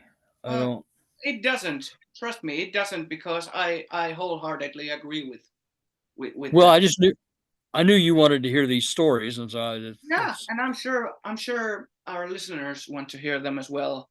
Obviously, this episode is very much directed at Elvis fans and people who are interested in these things. Yeah. Obviously, my podcast isn't only about music. It's certainly not only about Elvis, but it's not only about music either. So I just want to do all these kind of theme episodes where we have like topics that are specifically about something special. And I mean, like, when you are as good as you are, I mean, like, you're by far the closest 70s Elvis sounded like I've ever heard, and the most realistic sounding older Elvis that I've ever heard. I mean, like, what Elvis would have sounded like if he'd aged. It was only natural that I had to invite you here, because this kind of a vocal similarity is so rare that people don't even understand it. Well, it's just an honor for me. I'm just honored that you wanted to have me. You know, I'm honored as well. I mean, like, you don't even know how honored I feel, because well, thank you. You actually are probably one of the first ETAs I remember seeing on YouTube. I started getting more interested in this side of the Elvis world around 2008, 2009, when I had been an Elvis fan for about a year or two. The first ETAs I became familiar with were the late Trent Carlini, Johnny Edwards, Ben Portsmouth, and you. Oh, well, thank you. I remember. That's good company. Yeah, I remember watching your. I think it was from Elvis Week 2006 or 2007, where you performed in the casual Elvis outfit that Elvis wore in like 74, the white long sleeve shirt and black pants. Yeah. You sang the song that Jerry Sheff had written for Elvis, Fire Down Below. Oh, Fire Down Below. And you know, I had worked so hard to learn that song, and I was so proud that I was going to be able to do that for people. And you know, people just kind of, and I think it was because they were unfamiliar with it. Yeah. They just wasn't much reaction to it at all. But I've got a lady now that has been after me for a couple of years to come back and do that again. So I told her I may do that again. Yeah, and I mean, coming from a diehard Elvis fan like me, I have to say that your version of Fire Down Below probably sounded exactly like it would have sounded if Elvis had recorded it in January 77 in Nashville. That's what I wanted to do. That was what I intended to do. Yeah. That makes me feel good that you think so, because that was my aim, was to make it sound the way the record might have sounded, you know. Yeah. And I mean, like, there were so many good songs, so many great songs that I wish Elvis had recorded. And I mean, like, when you think about how young Elvis was when he passed away and how early it was in terms of like the music industry that kept developing and kept progressing in like the 80s, when there came like all these new contemporary country artists like Garth Brooks. I mean, like, there's one song that I've always wanted to, that I would have absolutely loved to hear Elvis cover if he had lived until that song was released. And that's The Dance by Garth Brooks. Oh, yeah, that would be good. Yeah. And actually, I'm sure that would be another song where your cover of that song would probably sound exactly like Elvis would have recorded that song. That would be neat. Yeah, that would be cool. Yeah, I mean, like, that's exactly the type of song that I'm sure Elvis would have recorded if he had lived at that point. Oh, yeah, it probably would have been. By the way, do you think that Elvis, if he had lived until 1985, do you think that Elvis would have featured on We Are the World? You know, I never thought about that, but I don't know how they could have not asked him. I'm sure he would, at least if Colonel Parker wasn't managing him at that point anymore. There was the problem. If there wasn't a whole lot of, I think all those people donated their time. And, Yeah. you know, Colonel, if there wasn't any money in it for Elvis and him, Elvis didn't do it, you know. Yeah, but think about it. Colonel Parker would have been 76 at that point. I'm pretty sure he would have been retired by then. Anyway, I'm sure Yeah, he might have. Elvis would have gotten a different manager at some point sooner or later anyway. Yeah. Naturally. And because Colonel Parker was so much older than Elvis, he was like almost 30 years older than Elvis. I mean, like, when you think about Elvis was 42 when he passed away. At that point, the Colonel was, what, 68, 69, something like that. Yeah. I mean, he wouldn't have been Elvis's manager for long anymore, I'm sure. No, probably not. And I'm pretty sure that if Elvis had gotten himself a sensible manager who would have put Elvis's artistic benefit ahead of the financial benefit, I'm pretty sure that Elvis would have featured on We Are the World. He probably would have. And I've always thought actually that when you look at or when you listen to the song and when you watch the music video, there's this scene where, I mean, like, Ray Charles is like the conductor of the choir. He's like the boss there. The boss. Yeah. The boss, and Bruce Springsteen is in the choir. Yeah. Yeah. How ironic is that? Yeah.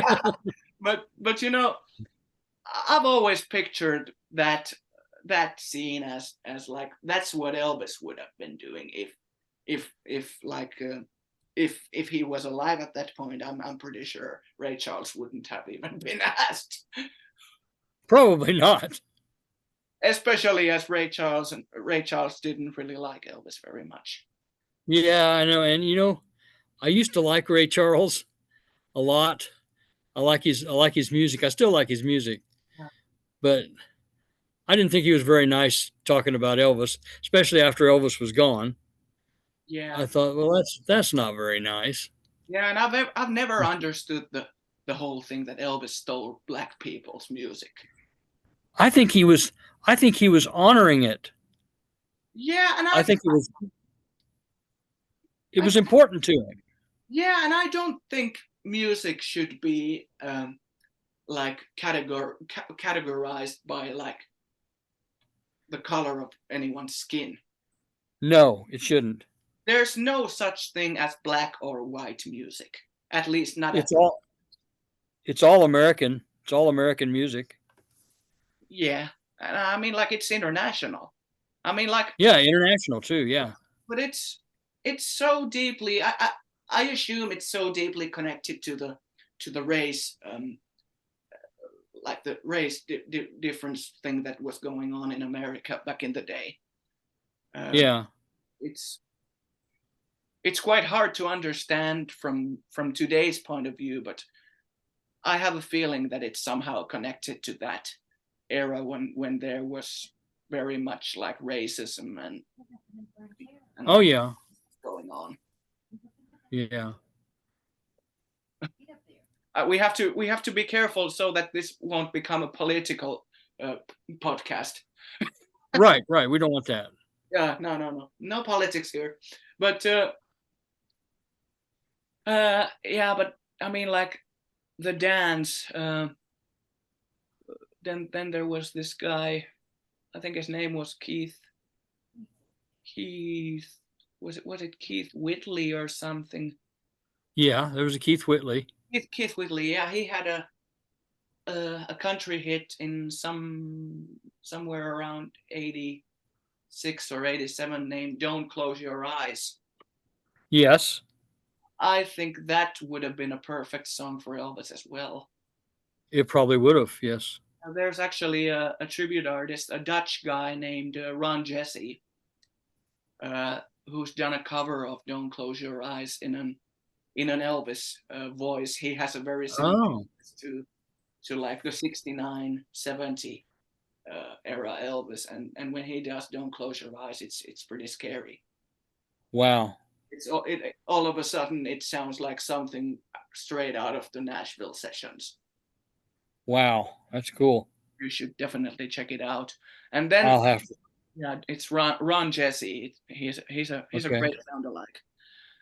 Okay. It's weird because there are also lots of like different Elvis sound-alikes with very similar names. There's like Ron Jesse, John Cotner, John Burroughs, Jesse Aaron, Jesse Garon, and then there's Jesse Garon with 2 R's. And I mean, like well, then there was a guy in Wichita that came to see me at my very first pay-in gig, which was at a Fox Meadows Country Club over there. Yeah. In Wichita. And this guy's name was Wesley Presley. Yeah. And I assume he went by his real name. Yeah, that was his stage name. His real name was Wes Worthy. Okay. He's passed away now, but so I can mention him. But yeah. But yeah, he came backstage to see me, and I felt nice. You know, I thought that was kind of neat. That kind of like Johnny Cash coming backstage to see Elvis. You know, it's kind of cool. So he was an ETA. He was, yeah. Did he look or sound particularly like Elvis? I never heard him sing, but he was real tall, and he was kind of chubby. Okay. But he was pretty popular around Wichita area. Okay. You know, several years ago, I was in an antique mall. Yeah. And there was an old cardboard poster for a Wesley Presley show. Yeah. And I thought about buying it just because he had come to see my first pay-in gig, and I didn't buy it. And of course, now that antique mall is gone, and And I wish I had that poster, but anyway, I still remember that he was there. So Wow, that's another great story. Um, oh, I'm full of them. yeah, yeah. I mean, what were we discussing? I mean, like the songs that Elvis should have recorded if he had made it. Well, then there was the one that Dolly Parton wanted him to sing. I Will Always Love You. I Will Always Love You, and Colonel, I guess, nixed that. Yeah, but imagine in the early 90s, imagine a duet between Elvis and Whitney Houston doing I Will Always Love You. Oh, wouldn't that be good? It would have been even a bigger hit than it was, and it was like the biggest hit of the early 90s. Oh, I know. It would have been good. Yeah. And then we can only wonder what would have been, yeah. Doug Church did that great cover album of like contemporary songs sung in an Elvis voice named Continued. And he did Tears in Heaven by Eric Clapton there. Oh, I love that song. Yeah, I love it too. But it sounded uncannily like an Elvis version of that song, but at the same time it felt kind of weird because obviously Tears in Heaven is such a personal song for Clapton. Sure, right. It felt kind of weird hearing like Elvis sing that song, but it worked. And I mean, like Doug, back in the day, Doug probably had like the second closest 70s Elvis voice in the world, right after you. Well, thank you. You're welcome again. But Billy Ray Cyrus had a big country crossover hit with Achy Breaky Heart. Yes. I have a feeling that song would have fit Elvis like a glove as well. I mean, like, yeah. Think about the tone that the song is sung in, and you can easily picture Elvis like singing that song because it would have fit his voice so well. I mean, like, don't tell my achy breaky heart, I just don't think he'd understand. It would have been perfect. Yeah, and that was good too. I like that. Thank you. I like what you did. Thank well, you. They when Billy Ray Cyrus came on the scene, they were calling him the new Elvis. Really? Remember that? Oh, yeah, they did. I don't remember it. I wasn't even born then. Yeah. Oh, sure. Rub that in. I was born in 1999. Born in 1999. Yeah. Oh my gosh, I think my shoes are that age. But there's a funny story that's connected to how I became an Elvis fan myself. Actually, my first Elvis experience was seeing an ETA in Canary, Spain, around 2006 probably. There was a guy doing Elvis in the hotel there, in the hotel bar or the hotel restaurant. His name was Tony King, stage name, obviously. I'm not sure where he's from. I think he might be British, but I don't think he's active as an ETA anymore. But that was the first time I ever heard like Elvis songs, or at least that I recognized them as Elvis songs. I was with my parents. I was 6 or 7 at that time.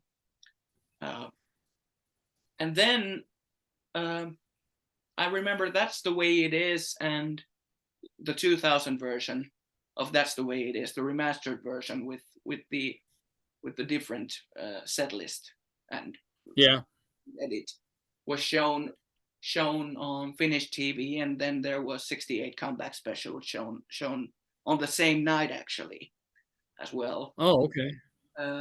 That was back in the day when in Finland we were still seeing like Elvis programs sometimes on the national television, but unfortunately we don't have that anymore. Do you guys in America, are Elvis movies still shown on TV? Once in a while, there's a country station called CMT, Country Music Television, All right. and they every once in a while will have Elvis movies, and then there's Turner Classic Movies, Oh yeah, and they show Elvis movies once in a while. I think we had Turner. I mean, like on like cable digital television. I think we at some point, my family here, we had an international channel like package with Turner Classic Movies in there, and I remember they showed Viva Las Vegas and Yeah, Girl Happy and Double Trouble and That's the Way It Is, and yeah, they still do that every once in a while. yeah, but that was years ago as well. But that was in 2007, early 2007, that 68 Comeback Special was shown first. By the way, Steve Binder is my Facebook friend. Is he really? Yeah. Oh, that's cool.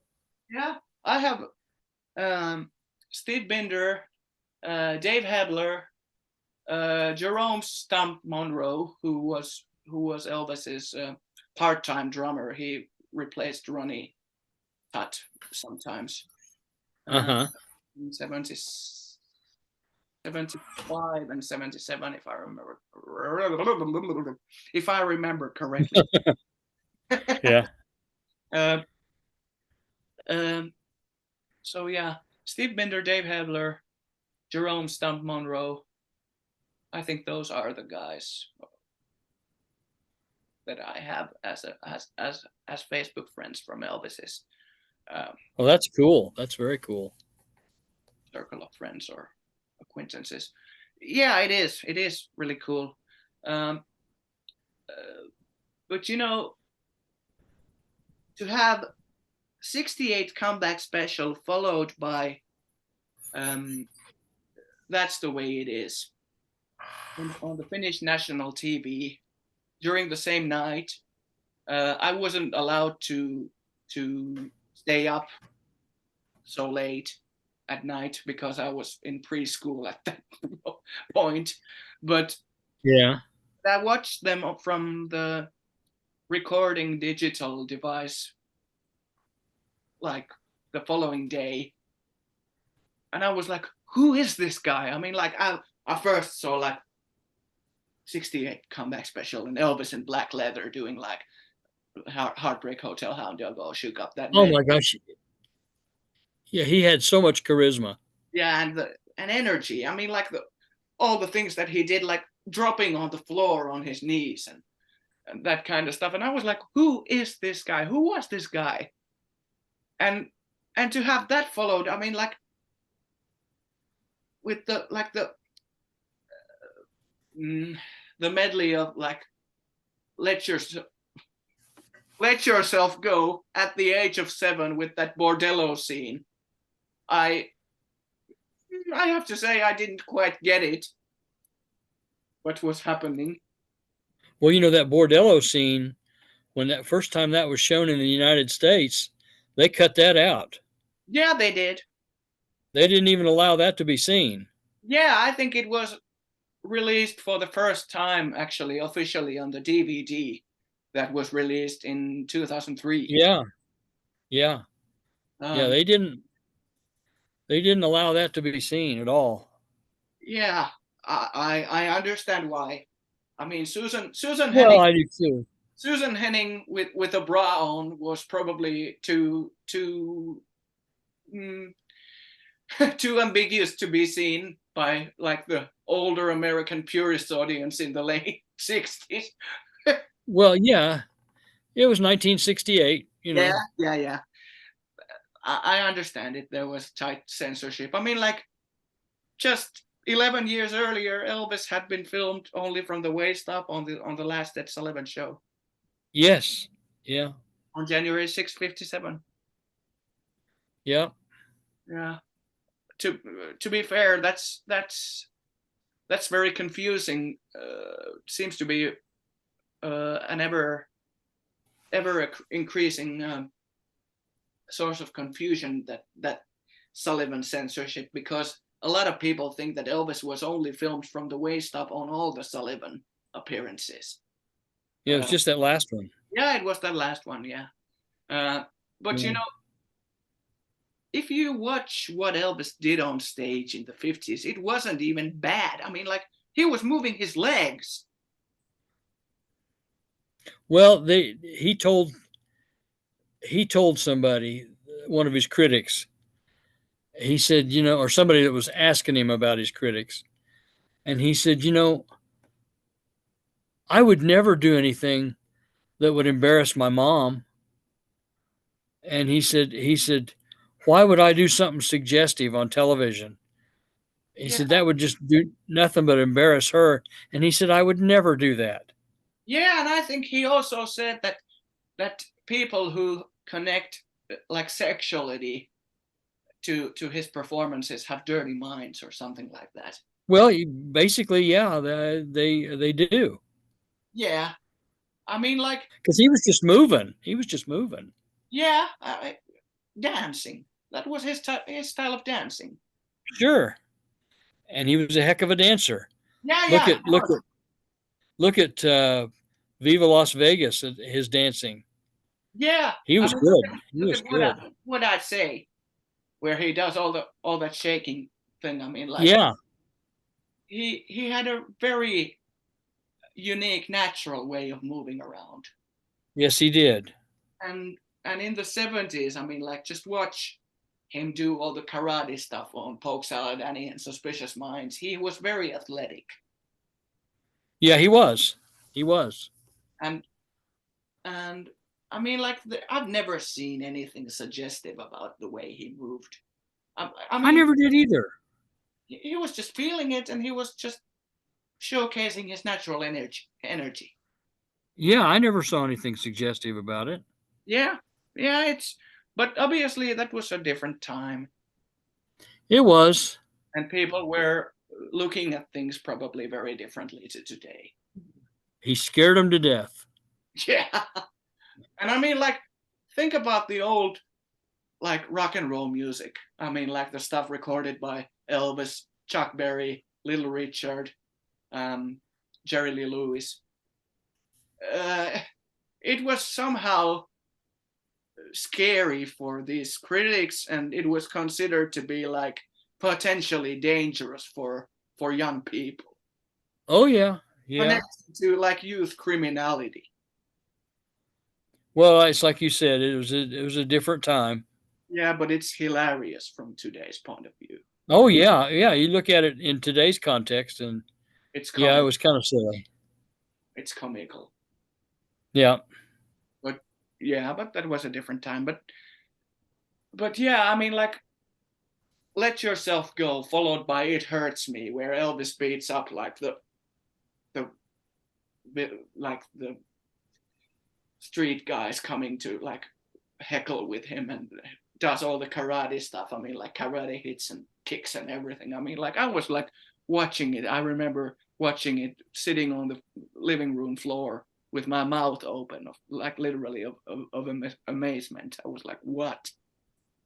Oh, I know. And then there was, after the 68 special, I mean, like, that's the way it is. I actually remember that I only watched it until, like, the rehearsal segment, and then I had to go somewhere else, probably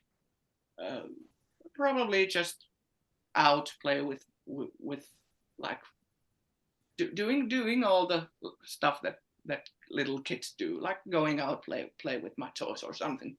And then I remember, it was a winter time. I was probably going out just building a snowman or something. But you know, on the next day, I was thinking about, okay, I'll continue the film. I'll continue watching the movie. I opened the TV, I opened the digital recording device, and I was like, what? It's been removed. It's been deleted. I asked my dad, and he said, well, I watched it. You wouldn't have liked it. It wasn't a rock and roll show. He was doing like these adult contemporary songs. Oh. And I was like, why did you actually remove it? I was enthusiastic, and I would have wanted to see it from beginning to end. But my dad, who's very much a rock guy himself, and thought that I wouldn't be interested in like hearing country and ballads and that kind of stuff. He had watched it, and he had like gotten the impression that, oh, okay, Ville wouldn't like this. It's too soft, and that's how things went. I bet you've got a copy of it now. Yeah. I got it like for my 8th birthday present, I think, later. Well, you know, the first piece of Elvis memorabilia that I ever got, it was December of 73. Yeah. And we were at Sears. I don't know if you heard of the retailer Sears, but yeah. We were down in the record department over in Wichita and out in Boulevard Plaza. And I told Mom, I said, they had the Aloha album. Yeah. And I said, this is all I want for my birthday is this album. So they got it for me for my birthday. And that was the very first piece of Elvis. And I played that thing. My grandparents had it was in quad. And my grandparents had a quad system in their living room. And so every time we'd go up there, I'd take my album with me, and I could turn it up, and hear all 4 channels. And I played the heck out of that record. It's in a frame now, because when you collect Elvis, people bring you things. They find things at garage sales, and they bring you. And so I've got a couple other copies of the Aloha album. So I took the one that was my first one that my mom and dad got me, and I put that in a frame so I can just look at that one. Wow. That's another great story. I mean, like, man, you got so many great stories. You should literally write a book about your Elvis stories. I mean, like, I've thought about it. Really? Well, I've got another one in a frame too. My grandmother had the His Hand in Mine album. Yeah. And I remember looking through her record collection when I was a kid and thinking, wow, that's pretty cool that my grandma has an Elvis record. And so when she passed away, Mom gave it to me, and she said, I think you ought to have this. So I put that one in a frame too, because that was grandma's, Yeah. But yeah, these are all beautiful stories. I mean, like, I really appreciate hearing them. But, thinking about all the possible things that you could have as the first piece of Elvis memorabilia, you want to know what was the first thing that I ever had? What was it? It was an import, like Finnish bootleg import CD of the first 54, 55, 56 Louisiana Hayride live recordings, radio broadcast. Oh yeah. Of those. I got it. My dad bought it to me, I think in the summer of 2007. a couple of months after I had seen the 68 comeback, and part of That's the Way It Is for the first time. Yeah. And, you know, when I first listened to the Hayride recordings CD, I was like, how does this sound so bad? Why is the sound quality so crappy? I mean, like, you can't literally even hear what he's singing. These girls are screaming like lunatics. And Yeah. I mean, Yeah. like, obviously the sound quality was bad because the recording devices were so like inferior at that point. Well, time. yeah. Recording stuff live at that time was in its infancy. It just didn't happen much. Yeah, and Elvis and the band didn't even have a proper PA system. No, they didn't. I think Elvis got his first proper PA equipment when he started playing Vegas. Yeah. And I've Yeah. heard that once he got the proper PA system, the volume of his concerts was very, very loud. That's what I've heard, is that he had what they called one of the hottest stages in the business, which meant loudest. Yeah. And I read a comment on some Elvis forum that his like concert volume was comparable to Led Zeppelin or AC/DC. yeah, well, I suppose because there were so many people there, he wanted to make sure they could all hear. Yeah. Mm. But I remember, I mean, I don't remember, but I bet people weren't like predicting, they weren't expecting it to be that loud, because Elvis was very much a family-friendly adult contemporary act in the 70s. Right. And then you go to the show and the volume is comparable to a hard rock concert. Yeah, It that's must for have been sure. quite a surprise. But I imagine. But obviously he played like huge auditoriums, huge arenas. So Yes. and the sound systems. Well, like what about New Year's Eve 75 in Pontiac? Oh yeah, Detroit. 62,000 people. Wow. You know. And I've heard the sound absolutely sucked that night. I mean, like so much echo. Elvis couldn't hear himself. Well, they put him. He was up above the band. Yeah. The way they built that stage, they were down here on one level. He was up here above them on another level, and he didn't like it. He didn't like it at all. Yeah, I've heard. And I remember hearing, or I remember reading somewhere that Elvis actually said after the show that he will never play the Pontiac again. Yeah. Well, it was just too big, you know. Yeah. And like you said, too much echo in there. Yeah. You know, you've probably seen the green ticket stubs from that show. Yeah, yeah. Did you know there were 4 different colors? No. Yeah, I've got all 4. There was the green ones were the most common. That was down that, and then there was the red ones. Then there was the brown ones. And then there was the orange ones. And the orange ones were the most rare. Man. And I just got lucky and got an orange one here 3 or 4 years ago. Wow. But it's cool. It's cool to have all 4 colors. That's a rare. Yeah. I mean, like, if you listen to all those old recordings from especially 76, 77, after Can't Help Falling in Love and after the closing vamp, they actually switched their, like, the voiceover from Al Voren, who was doing the Elvis Has Left the Building announcements from 71 to 75, I think.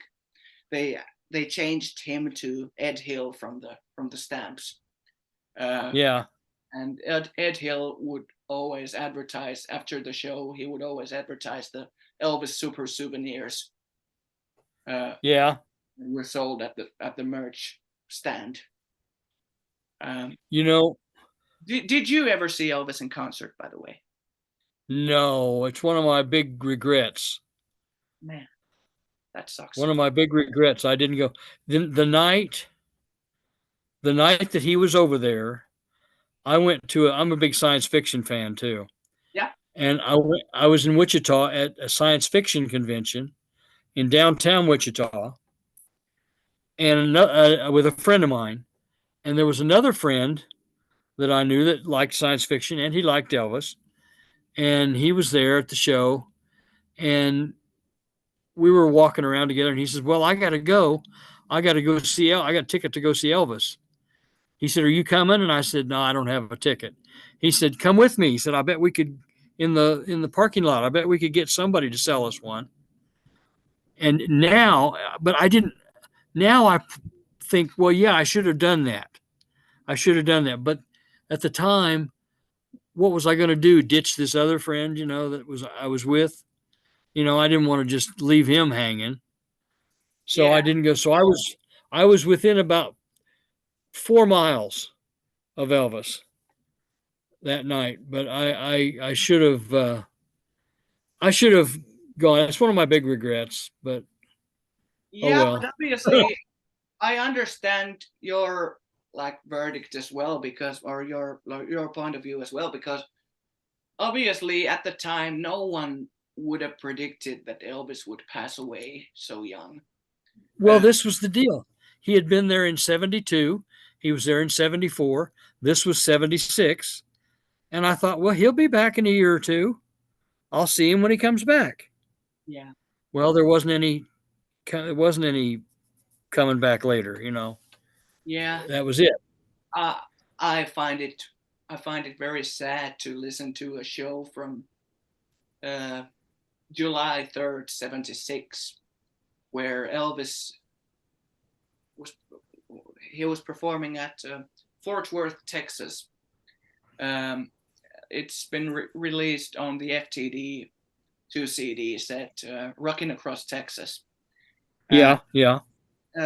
On that second disc, there's this 76, July 76 show from Fort Worth, and he gets asked at some point when I think it was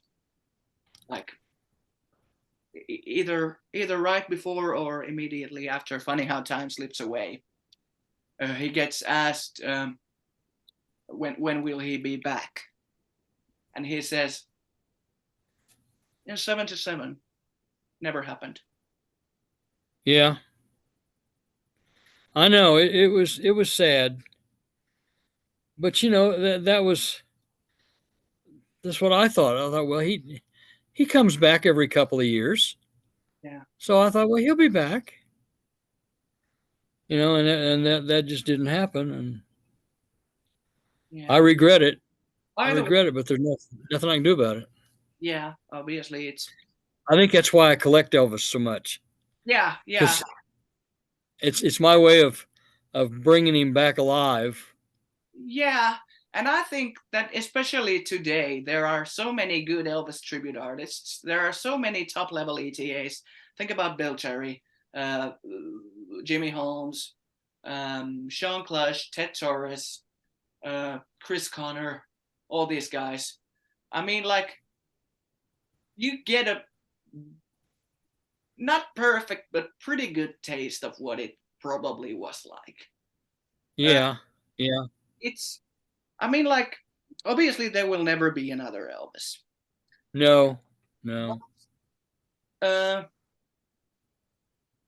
The difference between a really, really, really, really, really, really, really great ETA and Elvis in the 70s, it's noticeable, but it's not as huge as people make it out to be.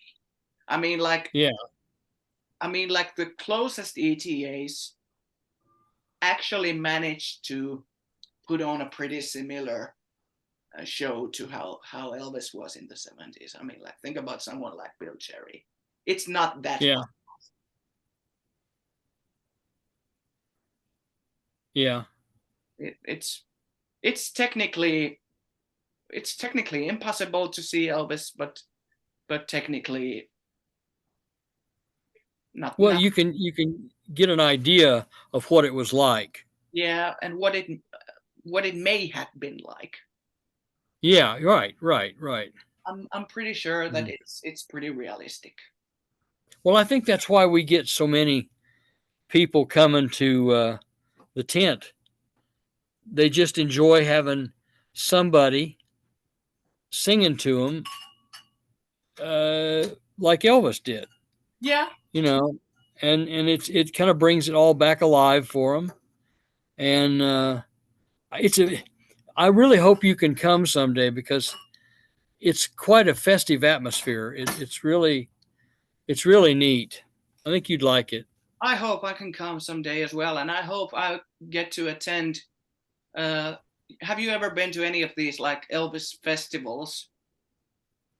I have not. I know I've been to Orlando, Florida 6 times, and I know there's an Elvis festival in Florida with lots of like top level ETAs included in the schedule every time. There are guys like, Bill Cherry, Dean C, Cody Danath, Jimmy Holmes, these guys. I would absolutely love to be there at some point. And, if I ever, or hopefully when I at some point get the chance to come to Memphis during Elvis Week, I'll make sure that I'll contact you early, and we have to meet. We have to meet. Oh yeah. Well, Danny, like I say, Danny McCorkle told me to extend his invitation to come and see us. Thank you very much. And I'll make sure I'll be there at some point. Not this year. Okay. Maybe not next year either, but some year, definitely. Well, the 50th anniversary is coming up in about 4 years. Yeah, that will be huge. That will be huge. Yeah, it will. It will.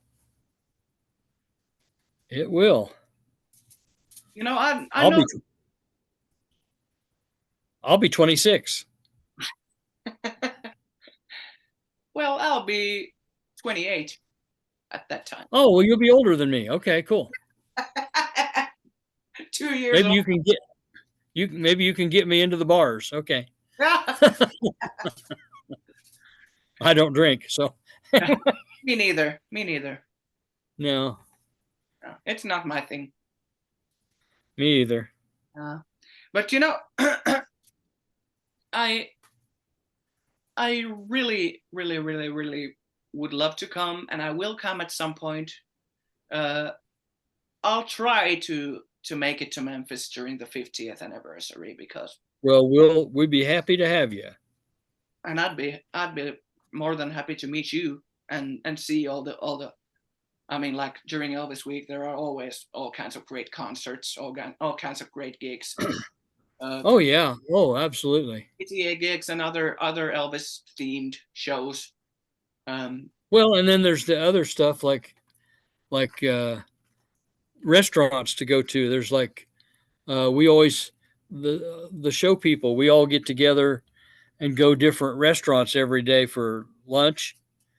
And there's one restaurant that Elvis and Priscilla used to get carry out from there called Coletta's. Yeah. And they used to get carry out from there all the time. And Elvis went like once or twice. And they have a table there that it's the Elvis table and has his chair. Wow. And so you can sit in the same chair that Elvis sat in. Wow. So it's cool. Yeah, it's in what they call the Elvis room. They got it decorated, with Elvis pictures and things. It's cool. That sounds amazing. And then there's Marlowe's restaurant down the street from Graceland. It's decorated with Elvis and stuff, and it's cool. In fact, that's where there's a gift shop in there that's got just loaded with Elvis memorabilia and stuff. So that's amazing. Yeah. the EP Boulevard Pawn Shop runs that. Guy named John Daly. I don't know if you're familiar with John. I think I've heard his name. Yeah, he runs it. He runs I a. confuse him with John O'Grady though. Oh no, that was the Private Eye. Yeah. Yeah, that wrote the book that Elvis read on stage that time. Yeah. By the way, about books and about memorabilia, did you know that Elvis was he was very much looking forward to writing an autobiography at some point? I had not heard that. No, I did not know that. Yeah, he was planning to write a book named Through My Eyes. Oh, okay. It would have been his like autobiography, and I'm sure that it would have been interesting. Oh, I'm sure. I have a book named Elvis in His Own Words, which contains like snippets of all. I have that too. Wow. same. And in fact, and I'm sorry, go ahead. Yeah, I just said same, but different. But you know. Yeah, and in fact, there's a book called Elvis Through My Eyes. Really? It was written by a guy named Bill Burke, who used to be head of the Fans Club. Yeah, Bill E. Burke. Yeah, he wrote a book called Elvis Through My Eyes. Wow. Yeah. So if you find it, you might check that out. Yeah, I'm sure I will. But the Elvis in His Own Words book is very interesting. It contains like long, really lengthy, interesting snippets of all the different interviews that Elvis gave, public interviews during his career, and it's probably as close to an autobiography as we can get. And probably, yeah. It's very interesting. He talks a lot, and he talks very openly about all the different aspects of his career. He criticizes his own movies. He criticizes his songs. He talks in detail about the things that happened during his life, and it actually resembles an autobiography of some sort. Well, that would be as close as you could get. Yeah. Yeah. Have you heard the full 45-minute interview from July 1972 that was recorded for the On Tour movie? I think I've heard most of it. Yeah. I don't know if I've ever heard all of it, but I find it very interesting because that's probably the most open that Elvis has ever been, and the most candid that he's ever been in a public interview or interview aimed for a public use. That was supposed to be, and some of it was used on the On Tour movie. But there were things he was like reminiscing of his like old tours in the 50s and all that kind of stuff. I mean, like, it was very interesting. Yeah. Well, I like that interview. And then there's the one that he did after I think it was after the first Astrodome show. Yeah. And I think that's a pretty open interview. I think he's very candid and very honest. And yeah, he talks a lot about his influences there. Yeah. It's to his testament. It's a testament to his personality that in that interview, his hair's messed up. Yeah. And it's like he doesn't even bother to fix it because it's like he knows it doesn't make any difference what he looks. He knows he looks good, no matter what. It doesn't matter if his hair's messed up or not. Yeah, it's just sad. I mean, like watching the couple short interviews from September and November 1972, promoting Aloha. That's on the September one, especially, that I think was filmed in Vegas. He's noticeably on downers. Yeah. and on the November one, I think as well. If I remember correctly, he can barely string together a sensible sentence. Well, it's heartbreaking what happened to him in such a short time. We all don't know exactly what he was going through. So yeah, and obviously it was around the time that him and Priscilla got divorced and yeah. that kind of stuff. Have you seen her movie? Not yet. I'm not sure if I will go see it because I've seen the one that Dale Midkiff played Elvis on the I never liked it. Elvis and Me. Elvis was You made know, to be very unpleasant. I have a thing about watching Elvis portrayed on the screen by an actor. Me too. It's like, well, it's not Elvis, so why do I need to see it? I mean, there's all kinds of good actors who have played Elvis, and they've done a wonderful job, but they don't always look like Elvis, and I just can't, when I'm watching it, I can't convince myself that that's what I'm seeing. Yeah, and that's I mean, I'd rather just watch an Elvis movie. Yeah, me too. I've seen most of the biopics, as they call them, but I have to. But I have to say, I have to make a confession. The only Elvis biopics that I've liked are the Austin Butler one, obviously because it was made so well in such detail, and I mean, like Austin put so much effort into his role, and then actually it was a parody movie, but I liked it. Elvis Meets Nixon. Yeah, what it was. I mean, like Rick I love that. Yeah, I love the donut shop scene where they say he goes in to get donuts and they compliment him on his rings, and he pulls out his gun and he says, "Yeah, and I'm keeping them too." And I mean, Rick Peters actually, even though the role was kind of like I think more like the movie was a parody. But yeah, it was, but it's great. But Rick Peters actually does a pretty realistic Elvis. Yeah, it's a good movie. I like it, and like I say, I think I like it because it is a parody, and it's enjoyable.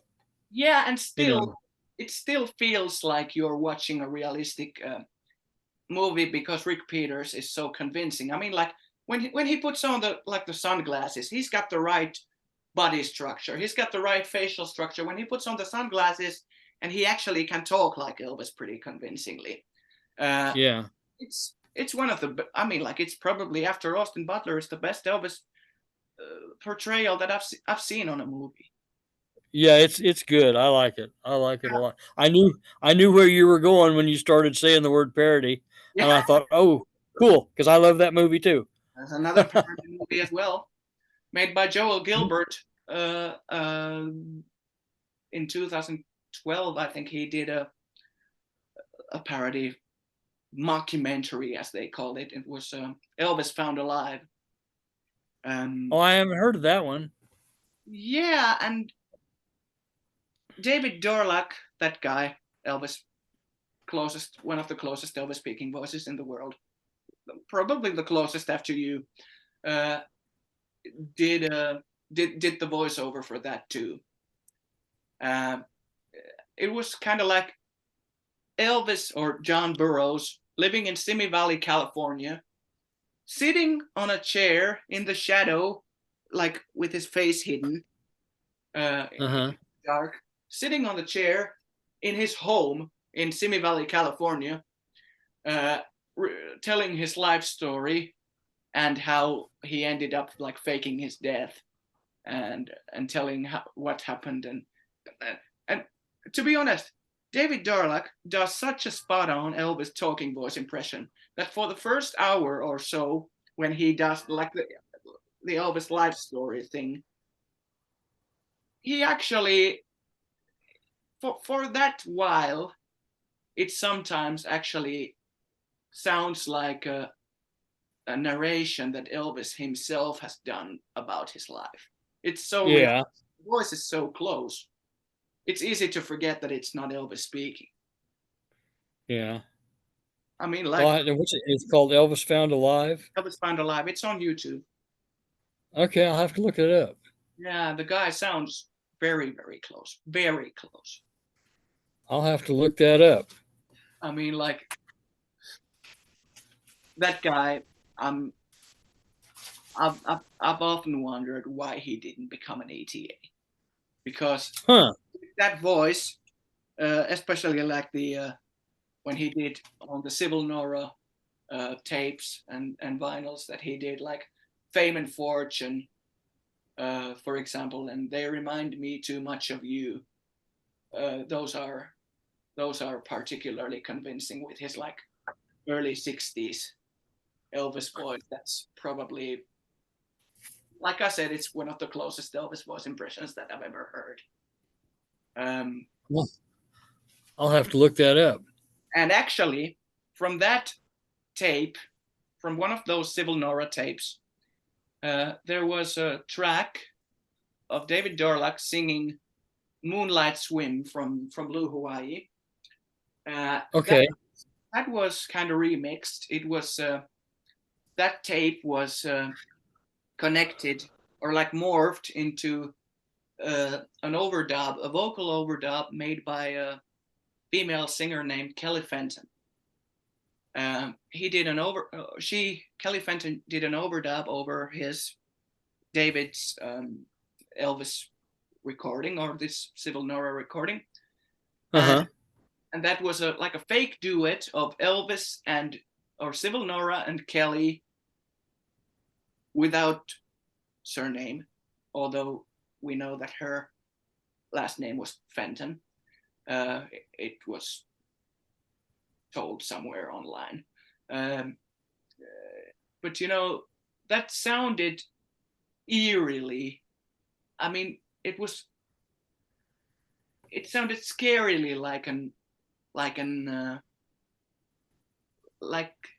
one of those home recordings that Elvis did. Oh yeah. A lot of those Civil Nora recordings of David Dorlack playing an acoustic guitar and singing, like accompanying himself playing acoustic guitar and singing songs like, Fame and Fortune, They Remind Me Too Much of You, Moonlight Swim, Hard Knocks, all those like obscure 60s Elvis stuff. They sounded eerily like Elvis's 60s home recordings, and that Moonlight Swim duet was long speculated that it came from. It was released on some bootleg as a bonus track. I don't remember the bootleg what it was, what was the name of it, but it was actually released as a bonus track on some real Elvis bootleg. Okay. Dorlack and Kelly Fenton doing the Moonlight Swim duet. And for a long time, people were speculating where it came from. I think it was at some point there was a speculation that it came from Colonel Parker's vault. And it was such a phenomenon for a while that people were thinking, where the heck does this come from? When was this recorded? And all that kind of stuff. I mean, like, people were fooled all the way. And that's just how close David Dorlack sounds. I'll have to check him out. He's to the 50s and 60s, like the late 50s, early to mid 60s Elvis. He's to the late 50s and early to mid 60s Elvis. To that Elvis, what you are to the 70s and okay. So on, vocally. Then there was a guy named in the late 70s, or actually I think he was around even in the early 70s, but he stopped doing Elvis in the late 70s. A guy named Dale Culbertson.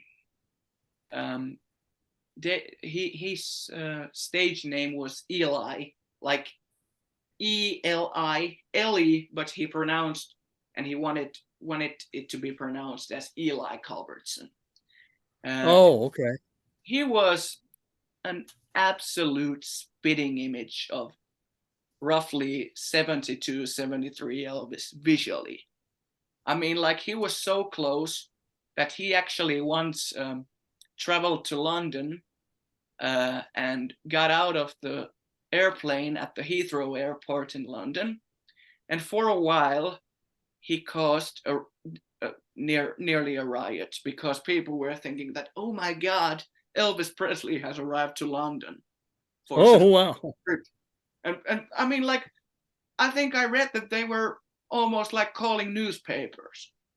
Oh, wow. That kind of stuff. I mean, like, and I heard that when Dale Culbertson like aborted the airplane, like came inside the airplane before boarding, like people in there were like applauding him, thinking that he was Elvis. Wow, that's cool. Yeah, another creepy doppelganger from the 70s and 80s was a guy named Ron Stein. You know him? I don't. He's an ETA, an old ETA. He was an absolute doppelganger with absolute, I mean, like, scarily so, with especially with the sunglasses on. I mean, that guy was, I think he was, I know Dale Culbertson appeared on I think it was the Dick Van Dyke talk show. Oh, I remember hearing about that. Dale Eli Culbertson, actually, he was referred to as Eli Culbertson on the closing credits of that show.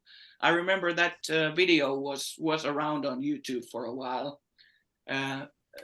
People were, I mean, like when Dale came to the studio, opened the stage door and came to the studio, people went crazy. They were like applauding and screaming and cheering. It was like they clearly thought he was Elvis.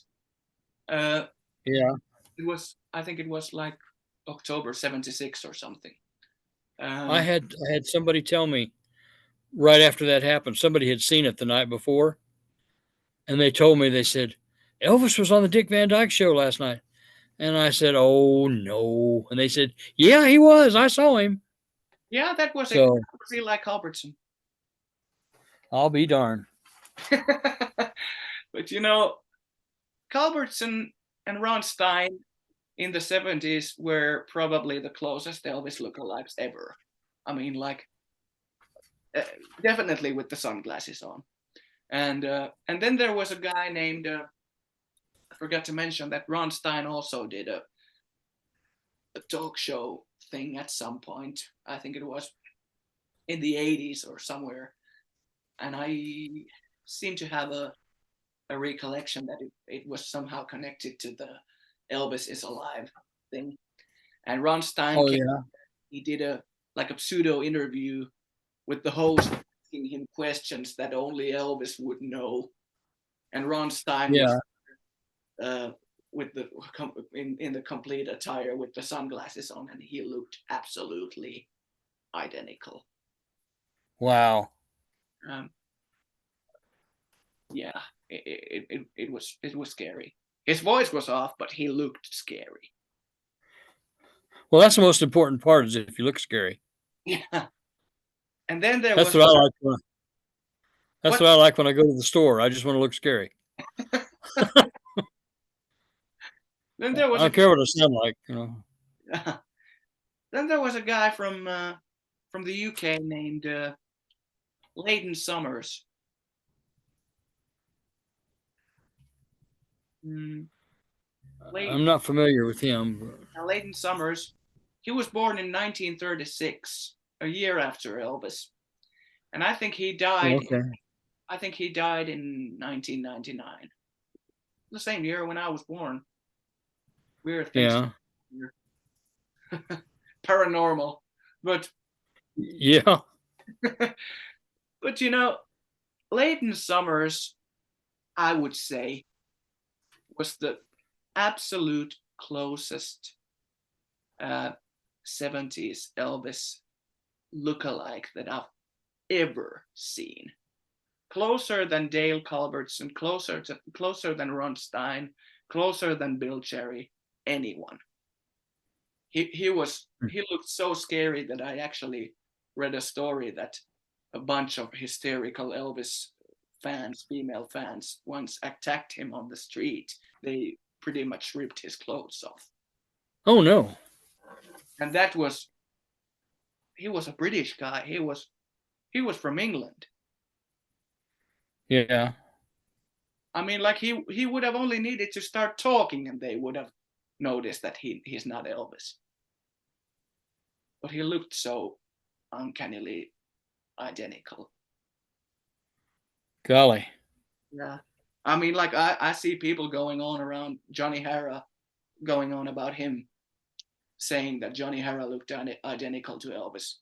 He didn't. No, he really didn't. And then he gained an awful lot of weight. Yeah, and He got really big. Yeah, and I never thought that Johnny looked much like Elvis without the sunglasses. Yeah. Leighton Summers did. That guy was a clone. Those sunglasses make a lot of people look like Elvis. Yeah, but Leighton Summers looked like Elvis with or without them. Oh, okay. He was a clone. Same as Dale Eli Culbertson did. And then there was a guy named an old ETA. He's deceased by now, unfortunately. He was a Facebook friend of mine. For a while, we used to chat on Messenger. A guy named Bob West. I've heard of him. He was probably the closest combination I can think of when it comes to combining visual and vocal similarity. Yeah. At least until I found Jimmy Holmes. Yeah. Jimmy Holmes, like I said, is around my age, but he both looks and he sounds incredibly like the early 70s Elvis. I mean, like he will be the next Ultimate. I'm pretty sure he will win next year's Ultimate. I would bet a lot of money for that if I could. Yeah. And he's amazing. He will go very, very, very, very far.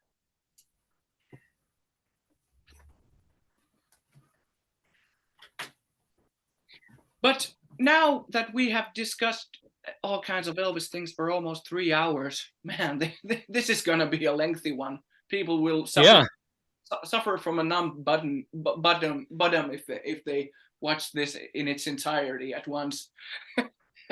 Well, you could have part 1, 2, and 3. Nah, I think I will be crazy. I will be so crazy that I will just put this whole thing. Put the whole thing on there. Yeah. This is just so interesting that I'm pretty sure that many people will want to listen to all these stories at once. Well, I hope so. Yeah, and I mean, like, for people who don't really know a lot about Elvis tribute artists or sound-alikes, especially people who think Elvis is alive, once they hear your voice, they will probably go, "Oh, that Ville guy is doing a podcast with Elvis Presley," and then they will, like, start sharing this episode all over all kinds of Facebook groups and platforms, saying that, "Oh, this Finnish guy just got the living Elvis on an interview." Elvis is living in Finland now.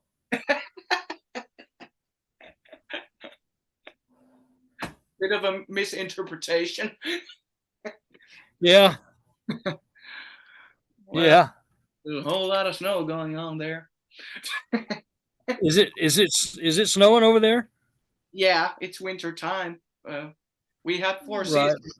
Right now it's very cold. And it's very we've been cold. It's still in the 40s yesterday, and today is in the 20s. And then tomorrow we're supposed to go back into Arctic freezer Wow. with the minus stuff. Well, we're not supposed to have any snow. We're not dealing with any snow right now. It's just cold. Yeah. Either way, it's still quite rough. I mean, like, once you go outside, you get frozen. Oh yeah. So, as a conclusion, first of all, thank you, Bryan, for being involved in this podcast. Well, you're welcome. And a huge privilege. Thank you. Thank you for asking me. I enjoyed it. I've enjoyed it too, and I hope our listeners have enjoyed this too. But well, if they don't, I'll beat them up. No, not really. I'm sorry. No. All kidding. No. Oh, no. All kidding aside, the last question that I would like to ask you. I asked this from the previous Elvis guy that I had on this show. Actually, on the last episode, I had a pretty popular ETA from the UK named JD King. I had him on the show, and I asked him as the last question, what would you say made Elvis so unique as a performer, as a singer, and as a cultural icon? Well, he was unlike anything that had existed previously. I mean, you look at what American cultural music was at the time, and it was pretty much still kind of transitioning from the big bands to easy listening type singers, and really wasn't a whole lot of rock and roll or anything like that. The rock and roll was going on the black radio stations, and but Elvis is what broke that free into the mainstream, you know. And he was the whole package. He had the sound, he had the looks, he had the moves. I mean, he just had all of it. I mean, you had some guys like Bill Haley, you know, and Bill Haley wasn't what you would call a good-looking sort of a guy. He wasn't bad, but Elvis just had everything, you know. And he had the sideburns and the ducktail and all that stuff, and this is when everybody else was wearing crew cuts. Yeah. You know. So he impacted not only the music but also the style of dress, the style of hairstyles. You know, he just, I don't know, he just made an impact. He just, and I don't think he tried to. I think this is just the way he was, and that's what's so great about him is that, you know, he just, by just being himself, he changed popular music and culture and everything. So that's what I would think. Yeah. Bingo. I couldn't have said it any better. I think the combination of the look, the voice, the charisma, the effortless and brave combination of different styles of music from different classes of the American society at the time, from the black folks, the blues, and from the white folks, the country, and combining them to rockabilly, and then the contemporary 50s rock and roll. You know, he made it. He created something that that wasn't tied to any kind of a class that you were in regarding the society or anything. He brought people together from different classes of the society. He brought different aspects of the music industry or the music style, the genre field together. He brought different types of performing styles together and he pretty much created the frontman style that you see on more contemporary rock and pop singers, from the movements to the way he interacted with the audiences. And that kind of stuff. Well, he just, especially, he made it look easy. Yeah, especially in like from the 60s and the 70s or early 70s to the end. I thought that he was very much like a pioneer of when it comes to like well, he seems so relaxed but on stage. And but when it comes to like captivating rock stars, I mean, like people, rock and roll singers that, you know, like those frontmen who really have the crowd in the palm of their hands.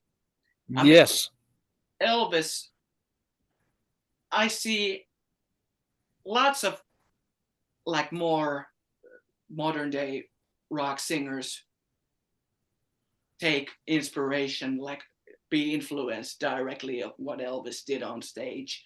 I mean, like you look at the way Mick Jagger, for example, does some of his moves.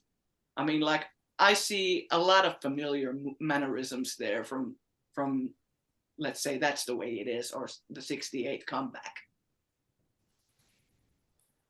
That kind of stuff. I mean, like you look at Jackie Wilson in the mid '60s when he was doing like his own like dancing mannerisms and everything, like doing the frontman act, and you could see that he was taking direct inspiration from Elvis, as was Jagger later on.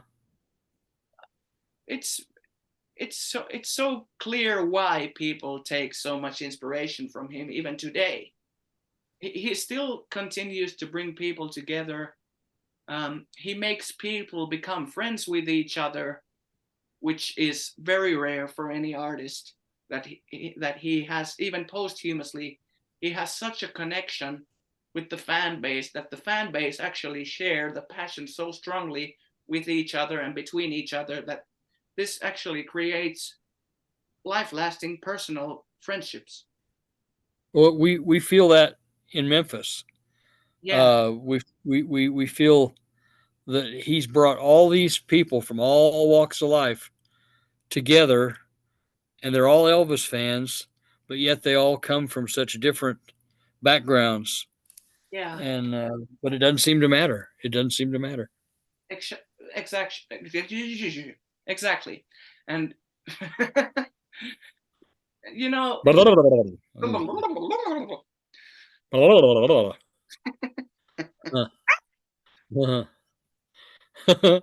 funky angels in the ceiling, man.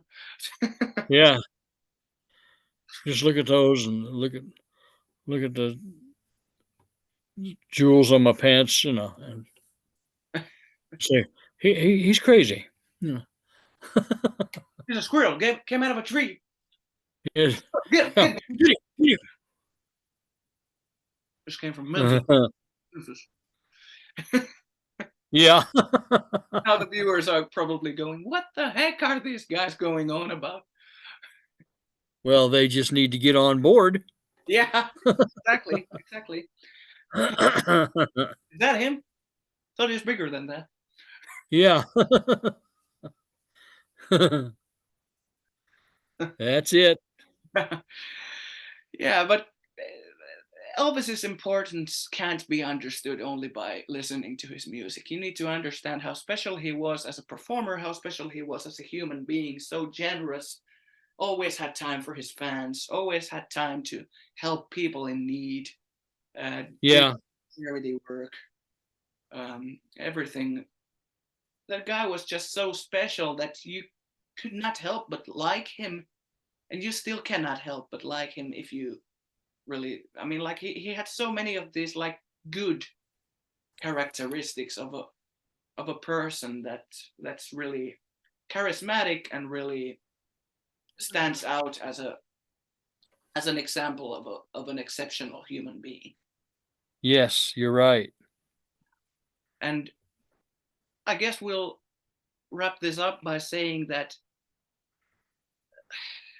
when someone asks us why we are Elvis fans, I mean, like, if you are an Elvis fan, no explanation is needed, no explanation is necessary. But if you're not an Elvis fan, no explanation is actually possible. No, that's right. That's right. Yeah, because You either feel it or you don't. I've seen that with people, kids down there. You have two kids right next to each other. Yeah. One will be struck by Elvis's music, and the other one won't be affected at all. yeah, and I mean, rock and roll music, if you like it, and if you feel it, you can't help but move to it. There you go. I've Yeah. heard that quote somewhere. I think I've heard that somewhere. Oh, it just came right out of my mouth. I heard it from there. There you go. That was it. That's where I heard it. Yeah. That was it. But Bryan, thank you very much for being my guest. Well, thank you for having me. Thank you. This was such a privilege, and I will undoubtedly compare this episode that we did to, I mean, like I will compare from now on, I will probably compare every episode that I will do of this podcast with someone else. I will compare it to this. I mean, like, this was such a benchmark. This was such an epic 3-hour experience for me to share this episode with the closest person to Elvis Presley ever in the world. Well, thank you so very much. I mean, like, if Well, this has meant a lot to me too. Thank you. I guarantee you, if someone heard just a short snippet of this episode somewhere and didn't read the description or didn't read the title of the video, it's so scary to me. It's been so surreal to me to talk to you, because at many points I've literally been, I mean, almost shaking. I've been getting goosebumps. I mean, like, I feel like I literally feel like I'm talking with Elvis Presley. Oh my gosh! Wow, that's cool. It can't be explained, and you probably can't even understand it yourself, how this feels for someone like me, because you probably don't hear your own voice the same way as others do. And You know, I don't like to hear my own voice. When I hear it recorded, I just don't think it sounds right. Now, it sounds right inside my head when I'm actually speaking it or singing it, but when I hear it recorded, it's like, oh my gosh, why would anybody want to sit and listen to that?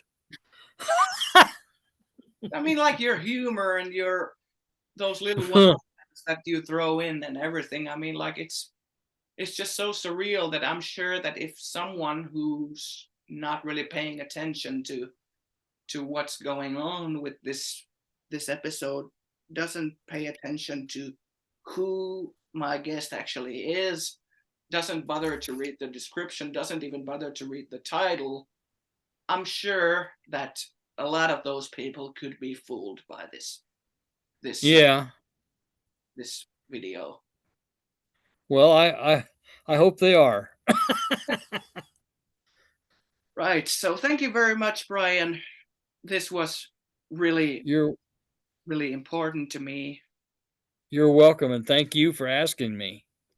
Thank you for coming. Could we close this episode with hearing just a little bit of you singing as Elvis? What would you like to hear? Could we hear a bit of a Don't Cry Daddy? Okay. Just go on. Today I stumble from my bed, thunder crashing in my head, my pillow still wet, last night's tear. As I think of giving up, a voice inside my coffee cup kept crying out, ringing in my ear. Don't cry, Daddy. Oh, Daddy, please don't cry, don't cry. Daddy, you still got me and little Tommy. Together we'll find a brand new mommy. Daddy, Daddy, please laugh again. Daddy, ride us on your back again. Oh, Daddy, please don't cry. How about that? Thank you. That was You're welcome. That was amazing. I mean, like the hairs of my skin are standing up again. It's just Oh, thank you. Thank you. That's what I like to do to people. yeah. You succeed. I mean, No, I'm just yeah, but I mean, like in a good way. You succeed in a way that no other Elvis sound-alike has ever. You managed to create some kind of a special vibe or some kind of a special feeling that no other Elvis sound-alike has ever accomplished. Well, thank you. Because not only do you sound exceptionally like Elvis when you sing and when you talk, but the most important thing is that you actually feel like him. Wow. Well, thank you. It's hard to put into words, but thank you, Bryan. Well, I appreciate the sentiment. That's nice. Thank you, Bryan, for being you, and thank you. Well, thank you. Thank you, and thank you for being the guest. And we'll keep in touch. Okay. Do you accept it if we will keep in touch? Yes, sir. Oh, absolutely. Well, absolutely, because you're coming to the 50th anniversary. Hopefully. You done told me so. Yeah, I'll try. I'll try. I'll try my hardest. Okay. Try my hardest. So thank you, Bryan, thank you running in. And for the viewers and the listeners of this episode, thank you very much for tuning in. And we will hopefully see you in another episode in a while. Thank you very much. Take care, everyone. And have a nice rest of the day or night or anything. Bye.